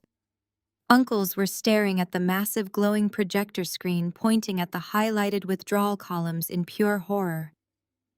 The flawless, aristocratic illusion my parents had spent 40 years meticulously building was evaporating into thin air. Patricia let out a shrill, frantic shriek, attempting to drown out the noise of the crowd. She covered her face with her hands, playing the hysterical victim, but nobody rushed to comfort her. Richard realized that his social execution was happening in real time. The color rushed back into his face, morphing from a sickly pale gray to a terrifying mottled red. Panic completely overrode his usual calculated composure. He knocked his upholstered dining chair backward, sending it crashing to the hardwood floor. He lunged away from the head table, scrambling frantically toward the audiovisual station in the corner of the room. He was desperate to reach the heavy black cables snaking up the wall, intending to physically yank the power cord from the outlet and plunge the room into darkness to kill the digital evidence of his grand larceny. But he never made it to the cables. Jamal moved with blinding speed. He stepped directly into my father's path, physically blocking the audiovisual equipment with his tall, athletic frame. Jamal did not yell or raise his hands, but the sheer dark fury radiating from his posture was enough to stop Richard dead in his tracks. My father looked up at his son-in-law, completely paralyzed. "Sit back down," Richard Jamal commanded.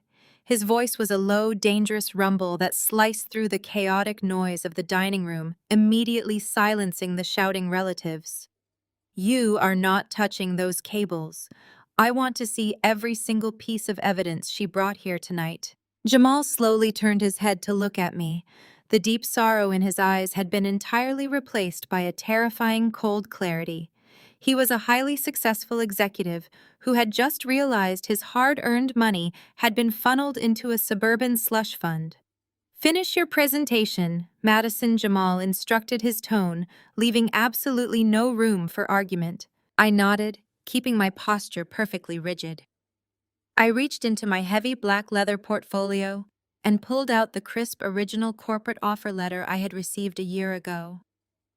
I held the physical document up in the air and simultaneously clicked the presentation remote. The massive projector screen transitioned from the bank statements to a high-resolution scan of the contract.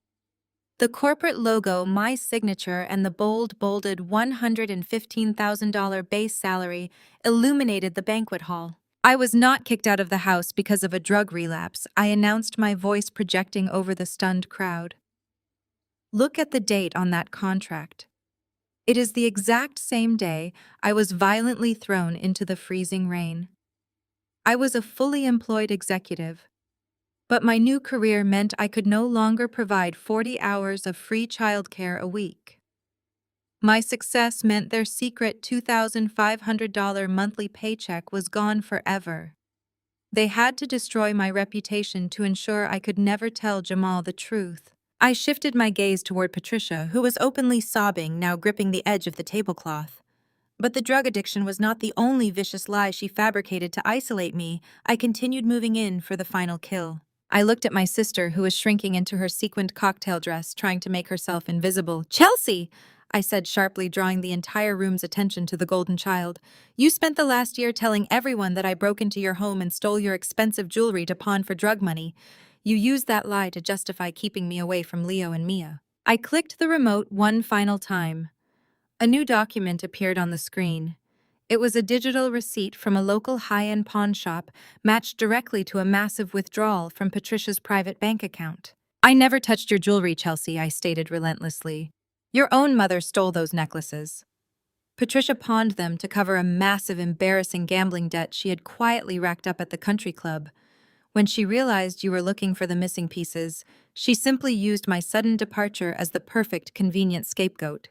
She framed her own daughter for theft to hide her gambling problem from you. The gasp that escaped Chelsea's lips was audible across the room, but it was Jamal's reaction that truly shifted the atmosphere from shocking to catastrophic. Jamal slowly turned his head and looked down at his wife. He was looking at Chelsea as if he did not even recognize the woman sitting beside him. "Did you know," Jamal asked, his voice dropping to a terrifying whisper, "did you know they were stealing my money to pay for their country club memberships while your sister was starving under their roof?" Chelsea panicked. The intense, unrelenting pressure of her husband's furious gaze completely shattered her polished facade. She had spent her entire life shielded from accountability, but there was no one left to hide behind. She looked at Patricia, then back to Jamal, her chest heaving with rapid, shallow breaths. "Jamal, please," Chelsea stammered, tears spilling down her flushed cheeks. "I only found out a few months ago, I swear. I accidentally saw a bank transfer on Dad's computer. I did not know from the very beginning." The entire banquet hall collectively stopped breathing. Chelsea had just accidentally delivered a full public confession. "You knew," Jamal said, the betrayal echoing heavily in his voice. You knew your parents were defrauding me. You knew they had stolen $60,000 of the money I work grueling hours to provide for our family. And you kept quiet to protect them. You let them brand your own sister as a violent junkie rather than tell me the truth. I just wanted to keep the peace, Chelsea sobbed, reaching out to grab his sleeve. I did not want to ruin the family. Jamal looked down at her hand, then slowly, deliberately pulled his arm away. The absolute disgust rolling off him was palpable. The grand illusion of the perfect, flawless family was completely dead. The moral bankruptcy of my parents and my sister was entirely exposed, laid bare under the harsh white light of the projector screen. I stood behind the podium, holding my leather binder, watching the empire of lies burn down to the very last ash. Jamal turned his back on his weeping wife. He reached into the inner pocket of his tailored suit jacket and pulled out his cell phone. The entire banquet hall watched in breathless silence as he dialed a number and pressed the speaker button. When his premium credit card concierge answered, Jamal's voice was frigid and precise. I need to immediately cancel the $15,000 pre-authorization charge for tonight's event at this steakhouse, he instructed, loud enough for the entire room to hear. The hosts of this party have engaged in severe financial fraud against me, and I am revoking my payment method effectively immediately. He terminated the call and slid the phone back into his pocket. He looked at Richard and Patricia, who were now trembling with absolute terror. You can pay for your own anniversary party, Jamal stated, his voice echoing in the quiet room. You certainly have enough of my stolen money to cover the check. Jamal did not wait for a response. He walked over to the side table where little Leo and Mia were sitting, coloring in their activity books, completely unaware of the devastating adult drama unfolding around them. Jamal gently helped them put on their coats. He took each of his children by the hand and walked straight toward the heavy mahogany doors. He did not look back at Chelsea. He simply walked out of the restaurant and out of her life. The fallout was instantaneous and absolute. The general manager of the steakhouse, who had been quietly observing the escalating situation from the hallway, immediately stepped into the private dining room. He carried a sleek black leather checkbook. He walked directly up to the head table and placed the $15,000 bill right in front of my pale, shaking father. How would you like to settle this balance, sir? The manager asked, his tone completely devoid of any hospitality. The extended family erupted into a chorus of disgusted muttering. Aunts and uncles grabbed their coats and purses, refusing to spend another second in the presence of such profound moral rot. They shot glares of pure contempt at Patricia and Richard as they hastily exited the room. I calmly unplugged the cable from my laptop and closed the lid. I placed it inside my leather binder and snapped the portfolio shut. I stepped down from the podium and walked down the center aisle of the dining room. My relatives literally parted ways to let me through, nodding at me with newfound deep respect. I did not gloat. I did not look back at my parents or my sister, who were now surrounded by aggressive waitstaff demanding immediate payment. I pushed the heavy doors open and walked out into the cool, crisp Chicago night air, stepping into a future that was entirely my own. 2 months passed since that explosive night. The consequences of my parents' greed had rippled through their lives with devastating speed. I heard through the corporate grapevine that Jamal had officially filed for legal separation, citing severe financial deceit. He had taken full control of his assets, leaving Chelsea completely cut off from the luxurious lifestyle she felt so entitled to. Without Jamal's income, and burdened by the massive high-interest credit card debt they had taken on to pay for their ruined anniversary banquet, Richard and Patricia were rapidly drowning in financial ruin. It was a bright, peaceful Sunday morning. I was standing in the kitchen of my luxury high-rise condo, pouring myself a cup of fresh espresso. I was wearing comfortable silk pajamas, preparing for a relaxing day of reviewing supply chain optimization models for my corporate job. Suddenly, a sharp, aggressive knock echoed from my front door. I frowned, setting my ceramic mug down on the quartz counter. I walked over to the entryway and checked the security camera monitor mounted on the wall. My blood ran cold for a fraction of a second before a wave of absolute confidence washed over me. Standing in the carpeted hallway, having clearly sneaked past the building concierge by tailgating another resident, were Patricia, Richard, and Chelsea. They looked absolutely terrible. Chelsea's hair was unstyled and she was wearing cheap, wrinkled sweatpants. Patricia looked like she had aged 10 years, her face drawn and exhausted. Richard looked entirely defeated, staring at his shoes. I unlatched the deadbolt and pulled the heavy door open, refusing to let them intimidate me in my own home. Madison. Patricia immediately burst into loud, desperate sobs the second she saw my face. "Oh, my beautiful daughter, please, you have to help us. We have lost absolutely everything." Chelsea pushed past our mother, her eyes red and puffy. "Jamal left me Madison," she cried, clasping her hands together in a pathetic begging gesture. He froze all my accounts. The agency nanny quit because I could not pay her. I have to find a full-time job just to afford a lawyer to save my marriage, but I have no one to watch Leo and Mia. You have to come back home. You have to move in and help us. We are drowning. Richard finally looked up, his voice cracking with desperation. "We will let you stay rent-free," he offered, as if it were some grand benevolent prize. "Just please, Madison. Family has to stick together during hard times. You have to forgive us. Blood is thicker than water." I stood in the doorway of the beautiful, independent life I had built from scratch. I looked at the three people who had stolen my wages, destroyed my reputation, and violently shoved me into a freezing storm. They were not here because they loved me or because they felt genuine remorse. They were only standing in my hallway because their money had dried up and they desperately needed their free servant back. I looked down at them with eyes made of pure, unyielding ice. "Family died the night you threw me in the rain."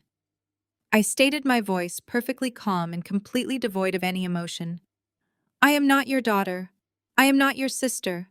I am just the woman who finally caught you.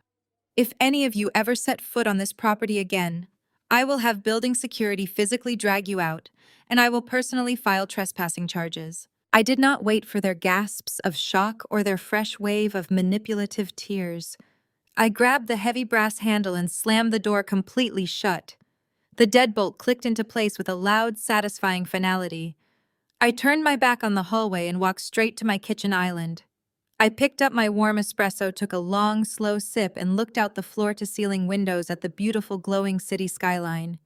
I was finally truly and completely free. Madison's journey teaches a profound lesson about the true nature of family and the critical importance of absolute financial and emotional independence. For years, she allowed her parents and sister to exploit her labor, falsely believing that blind sacrifice was the standard currency of familial love. However, the exact moment she finally prioritized her own future by securing a successful corporate career, her family's entire facade completely crumbled. Their affection was proven to be entirely conditional on her submission and financial utility. The most powerful takeaway from this ordeal is that true self-worth can never be granted by toxic people. It must be fiercely forged on your own terms. When faced with a brutal smear campaign and the horrifying discovery of financial theft, Madison did not crumble or return to her abusers to beg for scraps of validation. Instead, she used the cold, harsh reality of her situation as fuel to build an untouchable, independent life. She learned that establishing absolute boundaries is not an act of cruelty, but a highly necessary measure of self-preservation. Sharing DNA does not excuse manipulation, grand larceny, or systematic emotional abuse. We are often conditioned by society to believe that we owe our families endless forgiveness. But Madison's triumphant payoff proves that sometimes the absolute healthiest choice is to permanently lock the door and walk away. You cannot heal in the exact same environment that broke you, and you certainly cannot negotiate with people who view your existence merely as a profitable resource. Have you ever had to cut ties with toxic relatives to protect your own peace and future? Share your own experiences in the comments below.